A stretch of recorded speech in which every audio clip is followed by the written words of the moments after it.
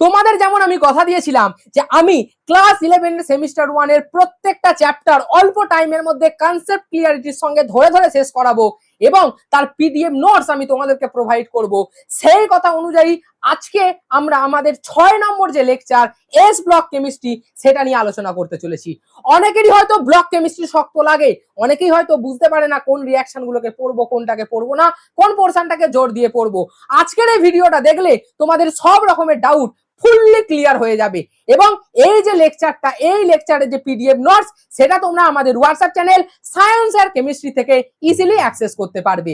আর আমি আজকে সকালে বা কালকে তোমাদেরকে যে একটা ভিডিও বানিয়ে ফ্রি নোটস দেওয়ার বাধা করেছিলাম, সেই ফ্রি নোটস দেওয়ার যে প্রতিজ্ঞা সেটা আমি আজকের এই ভিডিওতে পূরণ করতে চলেছি।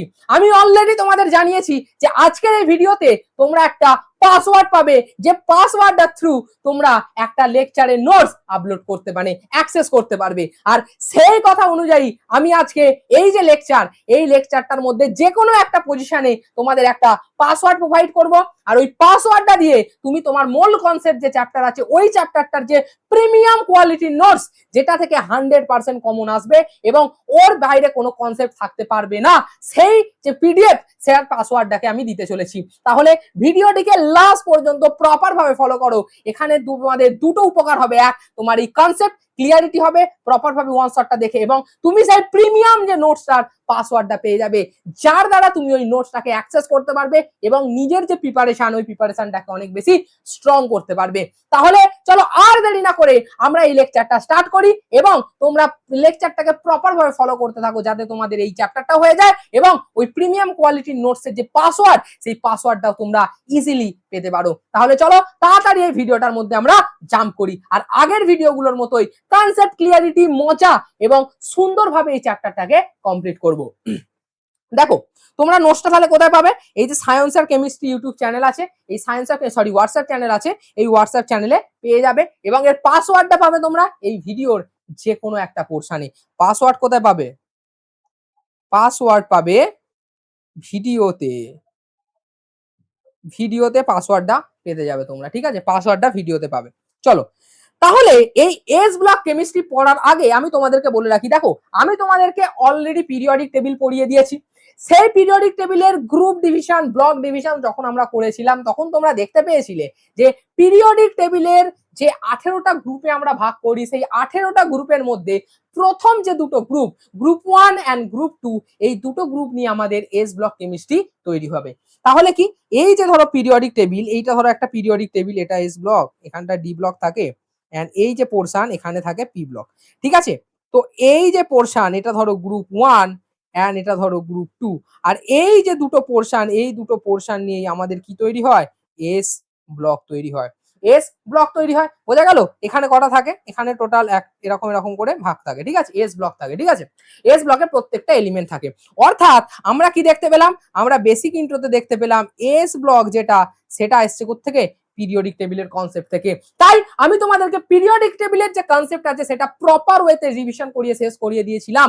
যারা যারা ওই ভিডিওটা দেখুনি তারা ওই ভিডিওটাকে দেখে এসো, কারণ ওই ভিডিওটা দেখলেই তোমরা তোমাদের প্রত্যেকটা যে গ্রুপের ফিজিক্যাল প্রপার্টিস গুলোকে বা ভৌত ধর্মগুলোকে ইজিলি পড়ে নিতে পারবে। আর রাসায়নিক ধর্মের উপরে আমরা বেশি জোর দিয়ে এই লেকচারটাকে কমপ্লিট করব। সো ভৌত ধর্মগুলো ভালোভাবে জানার জন্য ওই ভিডিওটা অবশ্যই দেখে এসো।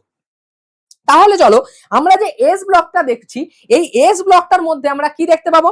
এই এস ব্লকটার মধ্যে কি কি থাকে স্যার? এস ব্লকটার মধ্যে থাকে গ্রুপ 1 এন্ড গ্রুপ 2। গ্রুপ 1 কে কি বলা হয় আমাদের? গ্রুপ 1 কে বলা হয় ক্ষার ধাতু। গ্রুপ 1 কে বলা হয় আমাদের ক্ষার ধাতু, আর গ্রুপ 2 কে বলা হয় ক্ষারীয়। গ্রুপ 2 কে আমরা বলে থাকি ক্ষারীয় মৃত্তিকা ধাতু। গ্রুপ 1 কে বলা হয় ক্ষার ধাতু এবং গ্রুপ 2 কে আমরা বলে থাকি ক্ষারীয় মৃত্তিকা ধাতু। বোঝা গেছে? বোঝা গেছে? এরপরে এই যে ক্ষার ধাতু ও ক্ষারীয় মৃত্তিকা ধাতু, এই যে দুটো রয়েছে, এই দুটোকে যদি প্রপার ভাবে তোমরা ডিফাইন করতে যাও, এই ক্ষার ধাতুর মধ্যে কে কে থাকে? Hydrogen, lithium, sodium, potassium. হাইড্রোজেনকে যদি বাদ দিই, lithium, sodium, potassium, rubidium, caesium, francium. এখানে আবার এই যে ফ্রান্সিয়াম আছে, এই ফ্রান্সিয়ামটা রেডিও অ্যাক্টিভ বা তেজস্ক্রিয় মৌল হিসেবে মানে আমরা ডিনোট করে থাকি। আর এইখানে যেটা আসতে চলেছে সেটা হলো beryllium, magnesium, calcium, strontium, barium, ঠিক আছে, এই রকমগুলো আসতে চলেছে। ঠিক আছে, বোঝা গেল। এরপরে আমরা এদের যে ভৌত ধর্ম কি কি দেখতে পাবো, এরপরে আমরা এদের যেগুলো দেখতে পাবো সেইগুলো আমরা দু রকমের পোর্শন দেখতে পাবো, একটা হলো ভৌত ধর্ম, একটা হলো রাসায়নিক ধর্ম। স্যার কি কি আমরা দেখতে পাবো, এটা আমরা ওভারভিউ দিচ্ছি, বেসিক ইন্ট্রো, যেটা থেকে তোমরা বুঝতে পারবে আমাদের পড়তেটা কি হবে। তাহলে এখানে আমরা কি পাবো, এখানে আমরা পাবো ভৌত ধর্ম, দেন এখানে পাবো আমরা রাসায়নিক ধর্ম। ভৌত ধর্মের মধ্যে তোমরা কি কি পেতে পারো, পরমাণুর ব্যাসার্ধ, আয়নিক ব্যাসার্ধ, আবার ionisation enthalpy, electron gain enthalpy, তড়িৎ ঋণাত্মকতা, সাইজ, এই সমস্ত পেতে পারবে। এবং রাসায়নিক ধর্মের মধ্যে তোমরা কি কি পাবে, রাসায়নিক ধর্মের মধ্যে পাবে অক্সিজেনের সঙ্গে বিক্রিয়া, জলের সাথে বিক্রিয়া, OH এর সাথে বিক্রিয়া, তারপরে তোমার হাইড্রোক্সাইড গঠন করে, তারপরে হ্যালোজেনের সঙ্গে বিক্রিয়া পাবে, তারপরে তোমরা পাবে নাইট্রোজেনের সঙ্গে বিক্রিয়া, এবং তারপরের যে পোর্শন পাবে সেটা তোমরা পাবে যে কম্পাউন্ডস, মানে কি কি কম্পাউন্ডস গুলো গঠন করছে, সেই যে ইম্পর্টেন্ট কম্পাউন্ডস গুলো, সেই সমস্ত কম্পাউন্ডস গুলো সম্পর্কে তোমাদের আজকে আমরা আলোচনা করব। তাহলে এই যে লেকচারটা তোমাদের জন্য প্রপার একদম ক্রিপস লেকচার হতে চলেছে, যেটা একদম ইন্টারেক্টিভ এবং কনসেপচুয়ালের সাথে সাথে ফান বা মজার সঙ্গে আমরা কমপ্লিট করব, যাতে তোমাদের এই ব্লক কেমিস্ট্রিকে কোনোদিন বোরিং না লাগে। কারণ তোমরা আমার কাছে যেহেতু পড়ছো, তোমাদের কোনো চ্যাপ্টারকে আমি বোরিং লাগতে দেবো না। আর একটাই অনুরোধ আমার, যে তোমরা এই লেকচারটা দেখার আগে পিরিয়ডিক টেবিলের যে পোর্শন আছে সেটাকে দেখে এসো, এবং এই লেকচারটাকে পুরোপুরি কভার করো, যাতে তোমরা পাসওয়ার্ডটা নিয়ে ওই লেকচারের নোটসটাকে ভালোভাবে, প্রিমিয়াম যে নোটস, সেটাকে অ্যাক্সেস করতে পারো। তাহলে চলো, এরপরে আমরা যেখানে আসবো সেটাকে বলবো আমরা ক্ষার ধাতু। স্যার ক্ষার ধাতু মানে আপনি এইমাত্র বললেন, সেটা কি হতে চলেছে আমাদের গ্রুপ 1। ক্ষার ধাতু মানে স্যার গ্রুপ 1 হতে চলেছে।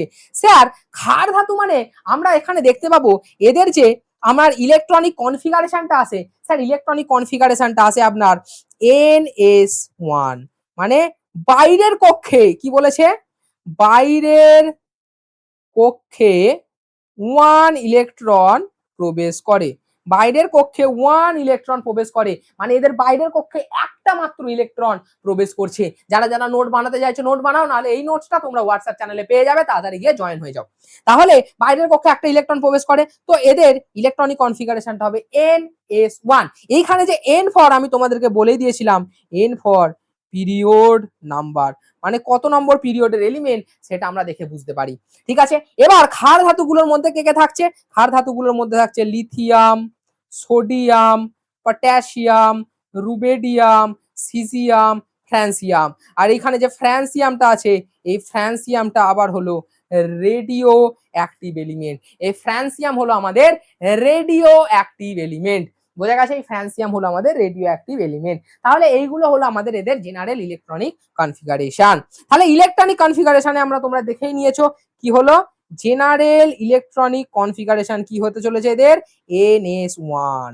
আর যদি লিথিয়ামের ইলেকট্রনিক কনফিগারেশন, সোডিয়ামের ইলেকট্রনিক কনফিগারেশন, লিথিয়ামের কত 3, তাহলে লিথিয়ামের ক্ষেত্রে কি হতে চলেছে বলো, লিথিয়ামের ক্ষেত্রে কি হতে চলেছে NS1। একটা কি হলো, হিলিয়াম আসবে, হিলিয়ামের 2, এন্ড হিলিয়ামের পর NS1 এসে যাবে।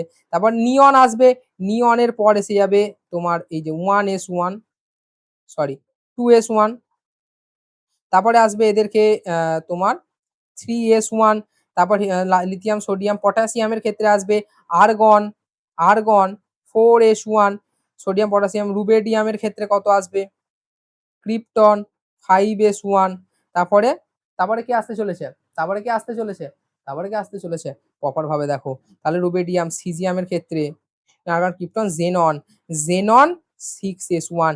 এইভাবে এদের ইলেকট্রনিক কনফিগারেশনটা আমাদের হতে চলেছে। তাহলে তুমি এদের বাইরের কক্ষে কি দেখতে পাচ্ছ, সবার বাইরের কক্ষে দেখো একটা করে ইলেকট্রন প্রবেশ করেছে, সবার বাইরের কক্ষে দেখো একটা করে ইলেকট্রন প্রবেশ করেছে। তাহলে বোঝা গেছে এদের জেনারেল ইলেকট্রনিক কনফিগারেশন আমাদের কি হতে চলেছে, বোঝা গেছে তোমাদের। তাহলে এরপরে টাইম ওয়েস্ট না করে আমরা এদের ভৌত ধর্ম বা ফিজিক্যাল প্রপার্টিস গুলোর মধ্যে পড়বো বা আলোচনা করব। দেখো আমাদের কি কি দেখেছিলাম, ভৌত ধর্ম, রাসায়নিক ধর্ম এবং কম্পাউন্ডস। তাহলে আমরা প্রথম যেটা নিয়ে আলোচনা করব সেটা হতে চলেছে আমাদের ভৌত ধর্ম বা অ্যাটমিক রেডিয়াস। অ্যাটমিক রেডিয়াস মানে হলো ব্যাসার্ধ বা পরমাণুর ব্যাসার্ধ নিয়ে যে আলোচনা।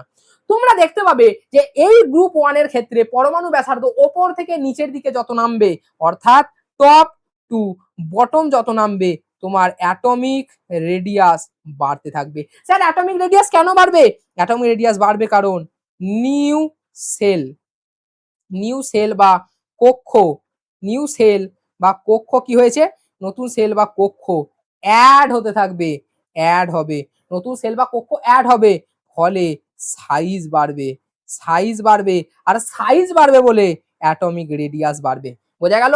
মানে কি, তোমরা যত নিচের দিকে নামবে দেখবে নতুন নতুন ডি ব্লক, এফ ব্লক এই সমস্ত গুলো অ্যাড হতে থাকবে। এবার যত নতুন নতুন কক্ষপথের অ্যাডিশন হতে থাকবে আমাদের সাইজ ধীরে ধীরে বাড়বে, ভেতরের যে নিউক্লিয়াস আছে সেই নিউক্লিয়াস থেকে বাইরের কক্ষের ইলেকট্রনের দূরত্বটা বেড়ে যাবে, ফলে আমরা বলবো অ্যাটমিক রেডিয়াস বেড়ে গেছে। কারণ অ্যাটমিক রেডিয়াস মানে কি, এই যে ধরো একটা বাইরের কক্ষ আর এই যে ভেতরের নিউক্লিয়াস, তার বাইরের যে ইলেকট্রন রয়েছে এই নিউক্লিয়াস থেকে ইলেকট্রনের যে ডিস্টেন্স তাকেই আমরা অ্যাটমিক রেডিয়াস বা স্মল আর দিয়ে ডিনোট করে থাকি। তাহলে বোঝা গেছে অ্যাটমিক রেডিয়াস কি হতে চলেছে। চলো এর পরের পয়েন্টে আমরা তাড়াতাড়ি এনার্জির সঙ্গে জাম্প করি। এর পরের পয়েন্ট হতে চলেছে তোমাদের ionization enthalpy. Sir ionization enthalpy মানে, আয়োনাইজেশন এনথালপিকে আমরা বলে থাকি আয়নীকরণ শক্তি। স্যার এর কনসেপ্টটা কি যদি বলে দেন আপনি। আয়নীকরণ শক্তির কনসেপ্ট হলো যে দেখো এখানে ধরো একটা কি আছে, এখানে ধরো একটা কক্ষপথ আছে, এই কক্ষপথের একটা নিউক্লিয়াস রয়েছে এবং এই যে নিউক্লিয়াসটা রয়েছে এবং এর বাইরের কক্ষে যে ইলেকট্রনটা রয়েছে এই নিউক্লিয়াস এই ইলেকট্রনটাকে কি করে রাখছে, অ্যাট্রাক্ট করে রাখছে। সো এই নিউক্লিয়াসের অ্যাট্রাকশন থেকে বাইরের কক্ষের ইলেকট্রনটাকে আমরা বার করে দেবো। এই নিউক্লিয়াসের যে অ্যাট্রাকশন, এই নিউক্লিয়াসের অ্যাট্রাকশন থেকে বাইরের কক্ষে নিউক্লিয়াসটাকে বার করে দেবো, বলবো আচ্ছা যা রে, ঠিক আছে। যখন আমাদের এই বাইরের কক্ষে নিউক্লিয়াসটা বেরিয়ে যাবে, সরি বাইরের কক্ষের ইলেকট্রনটা বেরিয়ে যাবে আর এইখানে যে এনার্জিটা রিলিজ হবে এই এনার্জিটাকে আমরা বলে থাকি আয়োনাইজেশন এনার্জি। তাহলে বাইরের কক্ষে ইলেকট্রনটাকে রিলিজ করতে যাকে আয়োনাইজেশন এনার্জি বলে থাকি। তাহলে এবার তোমরা দেখতে পেলে যে টপ টু বটম যেটা আসছে সেটার ক্ষেত্রে সাইজ বাড়ছে। সাইজ বাড়ছে মানে কি হচ্ছে, নিউক্লিয়াস আর বাইরের কক্ষের ইলেকট্রনটার প্রতি যে অ্যাট্রাকশন সেটা কমে যাচ্ছে, কারণ দূরত্ব বেড়ে যাচ্ছে তাই কমে যাচ্ছে। আর যখনই কমে যাচ্ছে তাকে অল্প হিট দিলে সেই বাইরের কক্ষের ইলেকট্রনটা ইজিলি ভেঙে বেরিয়ে যাবে।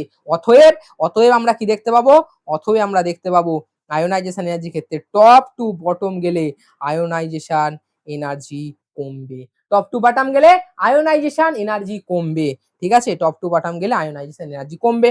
অতএব অর্ডারটা কি হতে চলেছে, অর্ডারটা হবে কি বলেছে, lithium, sodium, potassium, rubidium, caesium, এই রকম অর্ডার হতে চলেছে। বোঝা গেল, বোঝা গেল। এবং লেফট টু রাইট গেলে আয়োনাইজেশন এনার্জি বাড়বে এবং লেফট থেকে রাইটে যত যাব তত আয়োনাইজেশন এনার্জি বাড়তে থাকবে, আয়োনাইজেশন এনার্জি বাড়তে থাকবে। বোঝা গেল, বোঝা গেল, হ্যাঁ কিনা বলো, বোঝা গেছে হ্যাঁ কিনা। চলো এরপরের যে কনসেপ্ট আমাদের আসছে হাইড্রেশন এনথালপি। স্যার হাইড্রেশন এনথালপির বাংলাটা কি, হাইড্রেশন এনথালপির বাংলা হলো জল শোষণীয় শক্তি। ঠিক আছে, জলীয়করণ শক্তি মানে স্যার কি বলতে চাইছেন, মানে এর কনসেপ্ট হলো দেখো তোমরা কি সব থেকে ছোট সংখ্যার যে ক্যাটায়ন আছে, সব থেকে ছোট সাইজের যে ক্যাটায়ন আছে সেই ছোট সাইজের ক্যাটায়নটাকে যখন তুমি তোমার জলের মধ্যে ফেলবে তাহলে কি হবে, ধরো এখানে কি আছে, লিথিয়াম আছে, লিথিয়ামের সাইজ সব থেকে ছোট, লিথিয়াম প্লাসে থাকে, লিথিয়াম কি থাকে ক্যাটায়ন হিসাবে প্লাসে থাকে। এই লিথিয়াম প্লাস যে আয়নটা আছে এই লিথিয়াস প্লাস আয়নটাকে তুমি কিসে ফেলবে, জলের মধ্যে ফেলছো। ধরো কোথায় ফেলছো তুমি, লিথিয়াম প্লাস আয়নটাকে ধরো জলে ফেলছো, H2O, ঠিক আছে, H2O তে ফেলছো। এবার যখন জলে ফেলবে জল কি রকম ভাবে ভেঙে থাকে, দেখো তোমাদের ফ্লো চার্টের মাধ্যমে কেরাম বুঝিয়ে দিচ্ছি। জল ভেঙে থাকে OH minus and H plus. আর এই পজিটিভ আয়নটাকে অ্যাট্রাক্ট কে করবে, নিশ্চয়ই নেগেটিভ আয়নটা অ্যাট্রাক্ট করবে। তাহলে আমরা কি করতে পারি, তাহলে আমরা বলতে পারি যে স্যার এই যে লিথিয়ামটা আছে না, এই যে লিথিয়ামটা আছে এই লিথিয়াম প্লাসটাকে আপনার এই যে এরা কিরাম ভেঙে যাবে, এরা দেখো এরা এরম ডাইপোলে ভেঙে যাবে, একটা মাইনাস একটা প্লাস ডাইপোলে ভেঙে যাবে এবং এই জলের অণুগুলো এদেরকে এরকম ভাবে ঘিরে ধরবে, জলের অণুগুলো ওদেরকে এই রকম ভাবে ঘিরে ধরবে, জলের অণুগুলো এইভাবে ঘিরে ধরবে, একদিকে মাইনাস একদিকে প্লাস, একদিকে মাইনাস একদিকে plus, minus plus minus plus and minus plus, এইভাবে ঘিরে ধরবে এবং এর মধ্যে একটা বন্ডিং আমরা দেখতে পাবো, এর মধ্যে একটা বন্ডিং আমরা দেখতে পাবো। এর ফলে কি হবে, এর ফলে এই যে লিথিয়াম আয়নটা, এই লিথিয়াম আয়নটার সাইজটা বড় হয়ে যাবে, লিথিয়াম আয়নের সাইজটা বড় হয়ে যাবে। আর এইখানে যে শক্তিটা লাগে তাকে আমি বলি কিলাম কি, জলজীকরণ শক্তি। আর তোমরা এটা জেনে রাখবে ক্যাটায়নের সাইজ যার ক্ষেত্রে সব থেকে ছোট হবে তার এই হাইড্রেশন এনথালপি সব থেকে বেশি হবে। অর্থাৎ ক্যাটায়নের সাইজ কার ক্ষেত্রে ছোট, লিথিয়ামের ক্ষেত্রে। অর্থাৎ তোমার জলজীকরণ শক্তি বা হাইড্রেশন এনথালপিক অর্ডারটা কি হতে চলেছে, হাইড্রেশন এনথালপির অর্ডার হবে লিথিয়াম প্লাস, তারপর সোডিয়াম প্লাস, তারপরে হলো পটাশিয়াম প্লাস, তারপর হলো রুবিডিয়াম প্লাস, তারপর হলো সিজিয়াম প্লাস। অর্থাৎ লেফট টু রাইট আর জলজীকরণ শক্তিটা কমতে থাকবে। লিথিয়ামের ক্ষেত্রে সবথেকে বেশি হবে। মানে কি আমাদের বোঝাচ্ছে যে ক্যাটায়ন স্মল, ক্যাটায়নের সাইজ যত ছোট হবে তোমার হাইড্রেশন এনথালপি তত বেশি হবে। ক্যাটায়নের সাইজ যত ছোট হবে হাইড্রেশন এনথালপি তত বেশি হবে। এটা তোমাদের এসএমএস স্টার তোমরা মনে রাখবে। আর এরপরে আমাদের যে গ্রুপ 1 এর ভৌত ধর্মগুলো নরমাল ভাবে আছে গুরুত্বপূর্ণ, সেই ভৌত ধর্মগুলোকে আমরা প্রপার ভাবে অ্যানালিসিস করি। চলো গ্রুপ 1 ধাতুর যে ভৌত ধর্ম কি বলেছে, এগুলি তুলনামূলকভাবে কি হয়ে থাকে জানো তো, নরম হয়ে থাকে। তোমরা কি দেখেছো লিথিয়াম, সোডিয়াম, এই লিথিয়ামকে জানো তো কিসের মধ্যে রাখতে হয়, এই লিথিয়াম প্লাসকে কেরোসিনে রাখা হয়, বাকিগুলোকে মোমে ডুবিয়ে রাখা হয়। ঠিক আছে, ঠিক আছে দেখো, তারপর অধিকাংশ তুলনামূলকভাবে হালকা হয়ে থাকে, এদের ডেনসিটি সাধারণত কম হয়ে থাকে। তারপর পটাশিয়ামের এবং সোডিয়ামের কি বলেছে তুলনায় কম, পটাশিয়ামের ডেনসিটি সোডিয়ামের তুলনায় কম, এটা একটু দেখে রেখো। ঠিক আছে, চলো, পটাশিয়ামের ডেনসিটি সোডিয়ামের তুলনায় কম, এদের মেল্টিং পয়েন্ট এবং বয়েলিং পয়েন্ট তুলনামূলকভাবে কম হয়ে থাকে। তারপর কি বলেছে, এদের মেল্টিং বয়েলিং পয়েন্ট মেল্টিং আর বয়েলিং কি বলেছে, মেটালিক বন্ডটা কি হয়ে থাকে, দুর্বল হয়ে থাকে, মানে কম হয়ে থাকে। দেখো এবার ভাবে পয়েন্টটাকে রিলেট করার চেষ্টা করো যে স্যার মেল্টিং বয়েলিং পয়েন্ট কি হয়ে থাকে, কম হয়ে থাকে, এবং তোমাদের যে মেটালিক বন্ড থাকে সেটা দুর্বল হয়ে থাকে। এবার তুমি ভাবো যে স্যার দুর্বল এবং মেল্টিং পয়েন্ট বয়েলিং পয়েন্ট কম হওয়ার পিছনে কি কোনো কারণ আছে? 100 বার আছে। যদি বন্ডাই উইক হয়, যদি এই যে বন্ড আছে এই বন্ডাই উইক হয়, তাহলে একে ভাঙতে কম হিট লাগবে। এবার যদি কম হিট লাগে, হিটই যদি কম লাগে, তাহলে তোমাদের মেল্টিং বয়েলিং পয়েন্টও কম হয়ে যাবে। বোঝা গেল তাহলে দুটো পয়েন্ট কিভাবে রিলিজ করছে, মানে তোমাদের কি করে নিজেকে এ করছে। এবার দেখো তোমার কি বলেছে, অ্যালকালি মেটালস বা ক্ষার ধাতুগুলো সল্টস এ উত্তপ্ত করলে বৈশিষ্ট্যপূর্ণ ফ্লেম কালার দেখায় বা শিখা পরীক্ষা দেখায়। তাহলে ফ্লেম টেস্ট যদি দেখো তোমরা কি বলবে, যে ধরো এইখানে কি আছে, এইখানে ধরো আমাদের একটা, আমরা কি ইউজ করি জানো তো, আমরা একটা প্ল্যাটিনাম ওয়্যার ইউজ করি, আর এই প্ল্যাটিনাম ওয়্যারের ডগে আমরা ধরো একটা মেটাল লাগালাম, আর এই মেটালটা কি করব আমরা, এই যে ধরো এখানে একটা বুনসেন বার্নার আছে, ধরো এই বুনসেন বার্নারে ধরো এটা শিখা, ঠিক আছে, এই বুনসেন বার্নারে শিখাতে এনে ধরবো, ফলে এই যে মেটালটা থাকবে, এই মেটালটা কি করবে, এই যে মেটালটা আছে এ কি করবে, কালার শো করবে, কালার শো করবে। ঠিক আছে, আর এই যে এক্সাম্পল বা এই যে পরীক্ষাকে আমরা শিখা পরীক্ষা বলি। সরি সরি শিখা পরীক্ষা বলে থাকি।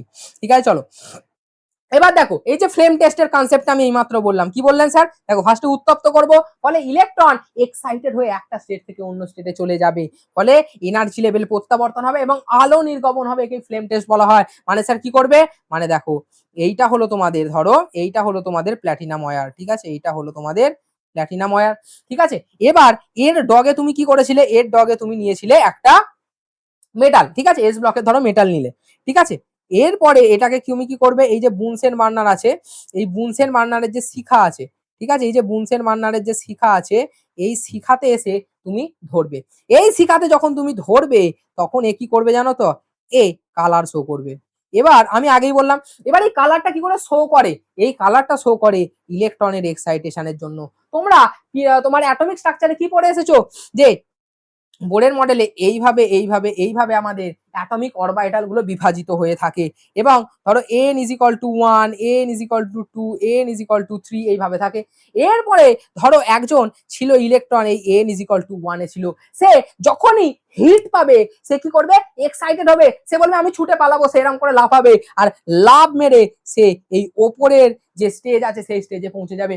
এবং সেই ইলেকট্রন যখন এক জায়গা থেকে অন্য জায়গায় গমন করবে, তখনই কি করবে এরা এরা তোমার যে আলো নির্গত আছে সেই নিম্ন এনার্জি স্তর থেকে যখন প্রত্যাবর্তন করবে, সেখানে গিয়ে আলো নির্গমন করবে, আর এখানে যে গেল সে এখানে গিয়ে এইভাবে আলো নির্গমন করছে ধরো, আর এই যে লাইটটা নির্গমন হচ্ছে এইটাই এইভাবে কালার শো করবে, আর এটাই এইভাবে কালার শো করবে। এইটাই হলো ফ্লেম টেস্টের পরীক্ষা। ঠিক আছে, এবার ফ্লেম টেস্টে কে কি কালার শো করে দেখবে, চলো ফ্লেম টেস্টে কে কি কালার শো করে এটা তোমরা দেখবে, এটা তোমাদের হোমওয়ার্ক। কি করেছে, কি বললো, এটা ইম্পর্টেন্ট, ফ্লেম টেস্টে কে কি কালার দেখায়। কমেন্ট করো, এটা হলো তোমাদের কোয়েশ্চেন, এটা হলো ইম্পর্টেন্ট কোয়েশ্চেন, হ্যাঁ এটা ইম্পর্টেন্ট। তো কমেন্ট করো আনসার, কমেন্ট করো, আশা করি জানো, কমেন্ট করো আনসারটা, ঠিক আছে? কিছু কিছু তো বস নিজেদেরও করতে হবে নাকি, তো কমেন্ট করে জানো। আর এইবারে আমাদের কি শেষ হলো, এই যে পোরশন, এই পোরশনে আমাদের ফিজিক্যাল প্রপার্টিজ গুলো শেষ হয়ে গেল।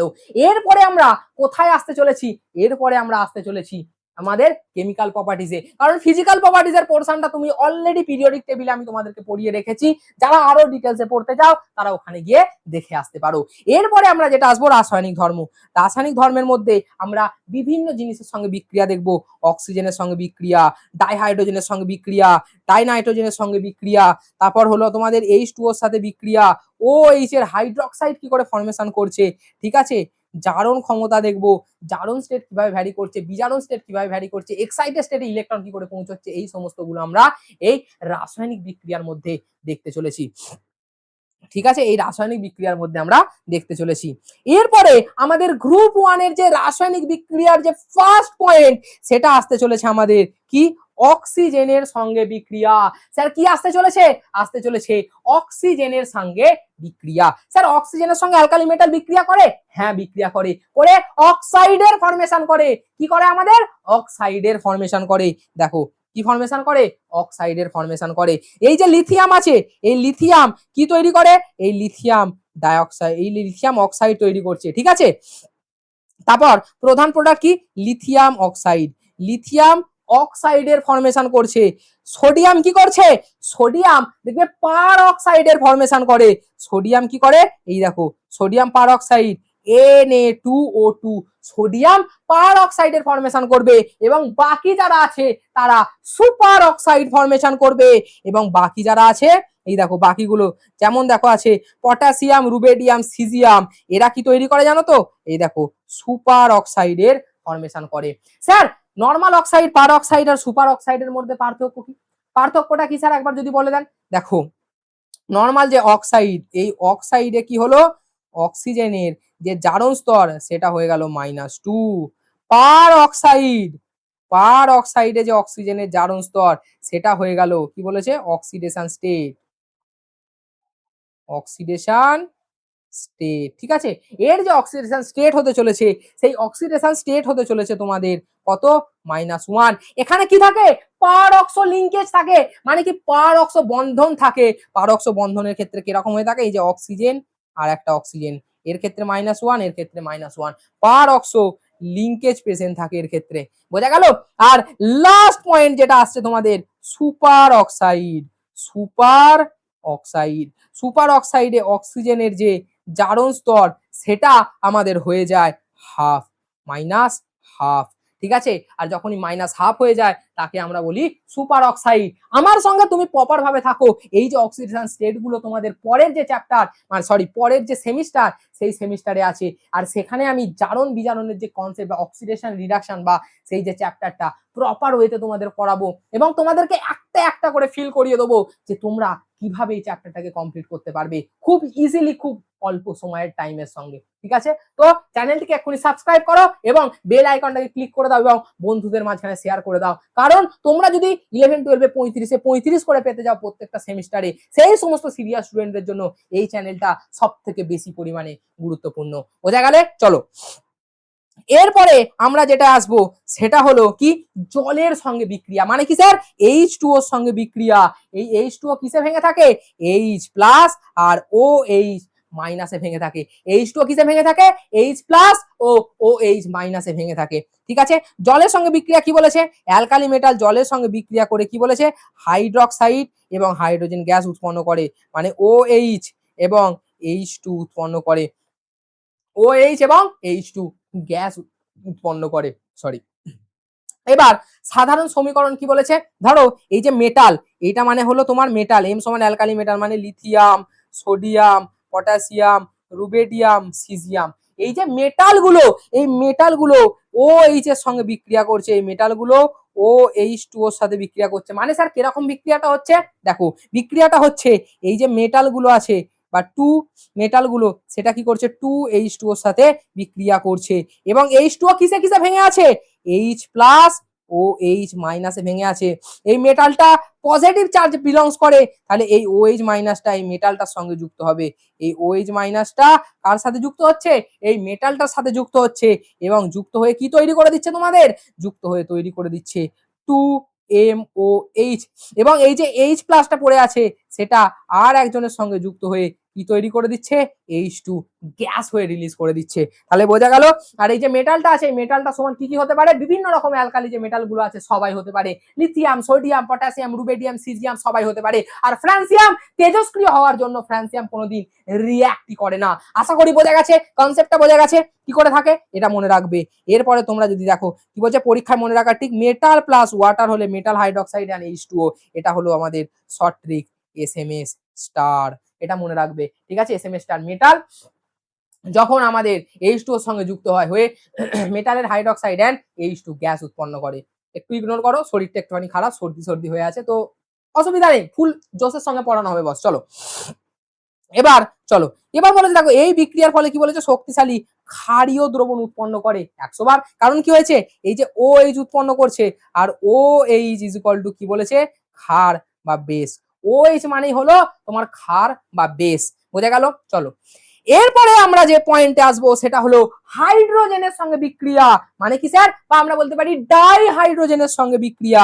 মানে কিরকম করবে?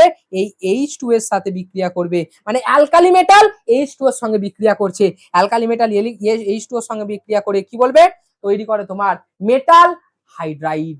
ঠিক আছে, মেটাল হাইড্রাইড। আগেরটা ছিল মেটাল হাইড্রোক্সাইড, অক্সাইড আসছিল, অক্সিজেন ছিল বলে, কিন্তু এখানে শুধু মেটালের হাইড্রাইড ফর্মেশন করবে বা MH। দেখো মেটাল হাইড্রোজেনের সঙ্গে বিক্রিয়া করে আয়নিক হাইড্রাইড তৈরি করবে, 100 বার আয়নিক হাইড্রাইড তৈরি করবে। কারণ তোমরা একটা জিনিস প্রপারলি মনে রাখবে, এই যে হাইড্রোজেন আছে না বস, এই যে হাইড্রোজেন, এই হাইড্রোজেন দুটো কন্ডিশনে দু রকম জারণ স্তর শো করে। যদি নন মেটালের সাথে থাকে, নন মেটালের সাথে যুক্ত, আর একটা হলো মেটাল এর সাথে যুক্ত। যদি এ নন মেটালের সাথে যুক্ত থাকে তাহলে +1 জারণ স্তর শো করে, যদি এ মেটালের সাথে যুক্ত থাকে তাহলে -1 জারণ স্তর শো করে। এরকম কনসেপ্ট বস তোমরা এখানেই পাবে। ঠিক আছে, তো পড়তে থাকো মন দিয়ে। ঠিক আছে, তো কি হলো? যদি মেটালের সঙ্গে যুক্ত থাকে +1 এ থাকে, যদি মেটালের নন মেটালের সঙ্গে যুক্ত থাকে +1 এ থাকে, মেটালের সঙ্গে যুক্ত থাকলে -1 স্টেটে বিলং করে। তাহলে কি তৈরি করবে? Hydride ion. দেখো H মাইনাস আয়নের ফর্মেশন করে। আর এই অ্যালকালি মেটাল হাইড্রাইড সাধারণত আয়নিক প্রকৃতির হয়ে থাকে। এই যে অ্যালকাইল হাইড্রাইড যেগুলো হয়ে থাকে সেগুলো তোমাদের আয়নিক প্রকৃতির হয়ে থাকে। বোঝা গেছে?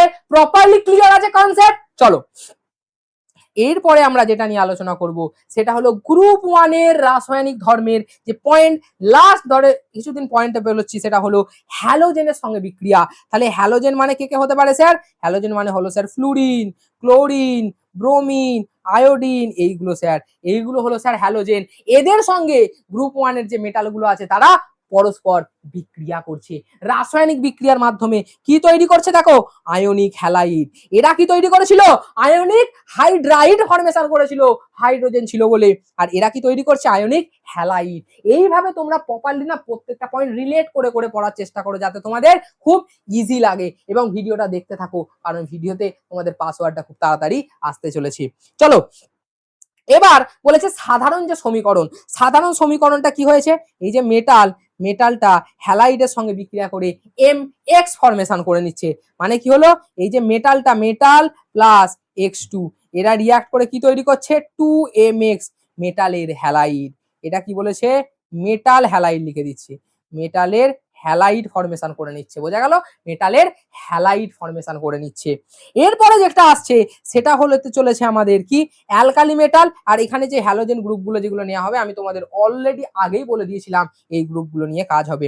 এবার লিথিয়ামের যে বিশেষত্ব, সেই লিথিয়ামের বিশেষত্ব নিয়ে আমি আলোচনা করব। এটা হলো তোমাদের জন্য খুব ইম্পর্টেন্ট একটা পোর্শন, কারণ এটা হলো ব্যতিক্রম টাইপের একটু। কি বলেছে?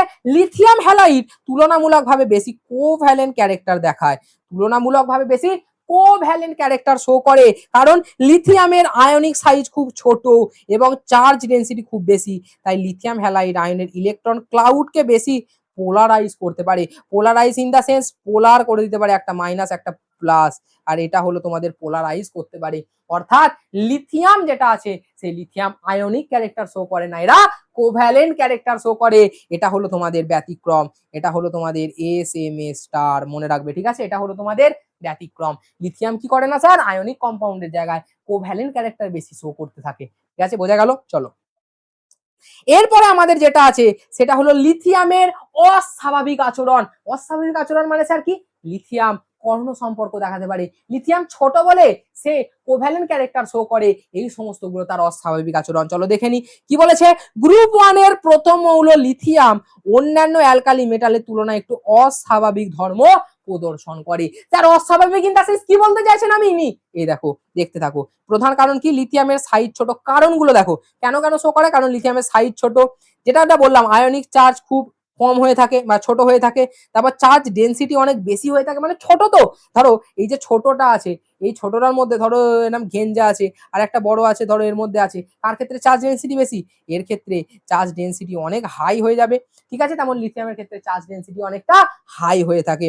তারপরে কি বলছে, এর পোলারাইজেশন পাওয়ার অনেক বেশি হয়ে থাকে। মানে পোলারাইজেশন পাওয়ার কিভাবে ভ্যারি করে জানো তো, মানে ধরো ধরো এমন একজন আছে যার মধ্যে কি আছে, plus minus plus minus plus minus plus minus এইভাবে উপস্থিত আছে, এবং একটা ছোট পজিটিভ আয়ন বা ক্যাটায়নের উপস্থিতিতে এরা পরস্পর কি হয়ে যাবে, এরা পরস্পর পোলারাইজ হয়ে যাবে। অর্থাৎ পোলারাইজ হয়ে গিয়ে এরা কিরকম রূপান্তরিত হবে, এইখানটা ধরো কে আছে, এখানে ধরো পজিটিভ আছে, এবং এই রকম ভাবে এরা পোলারাইজ হয়ে যাবে এবং নেগেটিভ আয়নগুলো ছেড়ে ছুড়ে দিয়ে এর কাছে চলে আসবে। মানে ওই ডিভোর্সের ব্যাপার, বাইরে দিয়ে কোনো মেয়ে যাচ্ছে দেখে ভালো লেগে গেছে, সেই মেয়েটার পিছু পিছু পিছু পিছু চলে গেছে, যেমন স্কুল টাইমে বসে থাকলে তোমরা করো, বোঝা গেল, ঠিক তেমনই করছে ক্যাটায়ন। আরে তখন ক্যাটায়নকে দেখতে পেয়েছে, পজিটিভ চার্জগুলো ছেড়ে দিয়ে চলে এলো, ঠিক আছে, এটাকে কি বলা হচ্ছে, পোলারাইজেশন বলা হয়ে থাকে, বোঝা গেছে। চলো এরপরে আমরা কি বলতে পারি, এর ক্ষেত্রে কি বলেছে দেখো, এর ক্ষেত্রে বলেছে হাইড্রেশন এনথালপির পরিমাণ অনেক বেশি হয়ে থাকে। 100 বার জল যোজন শক্তি, যেটা আমি আগেই বলে এলাম, হাইড্রেশন এনথালপি বেশি হয়ে থাকে কারণ সাইজ ছোট হয়ে থাকে, বোঝা গেল। এর ফলাফল কি হতে পারে, এর ফলাফল দেখো, লিথিয়াম কম্পাউন্ড দেখো যেটা বললাম কোভ্যালেন্ট ক্যারেক্টার শো করে।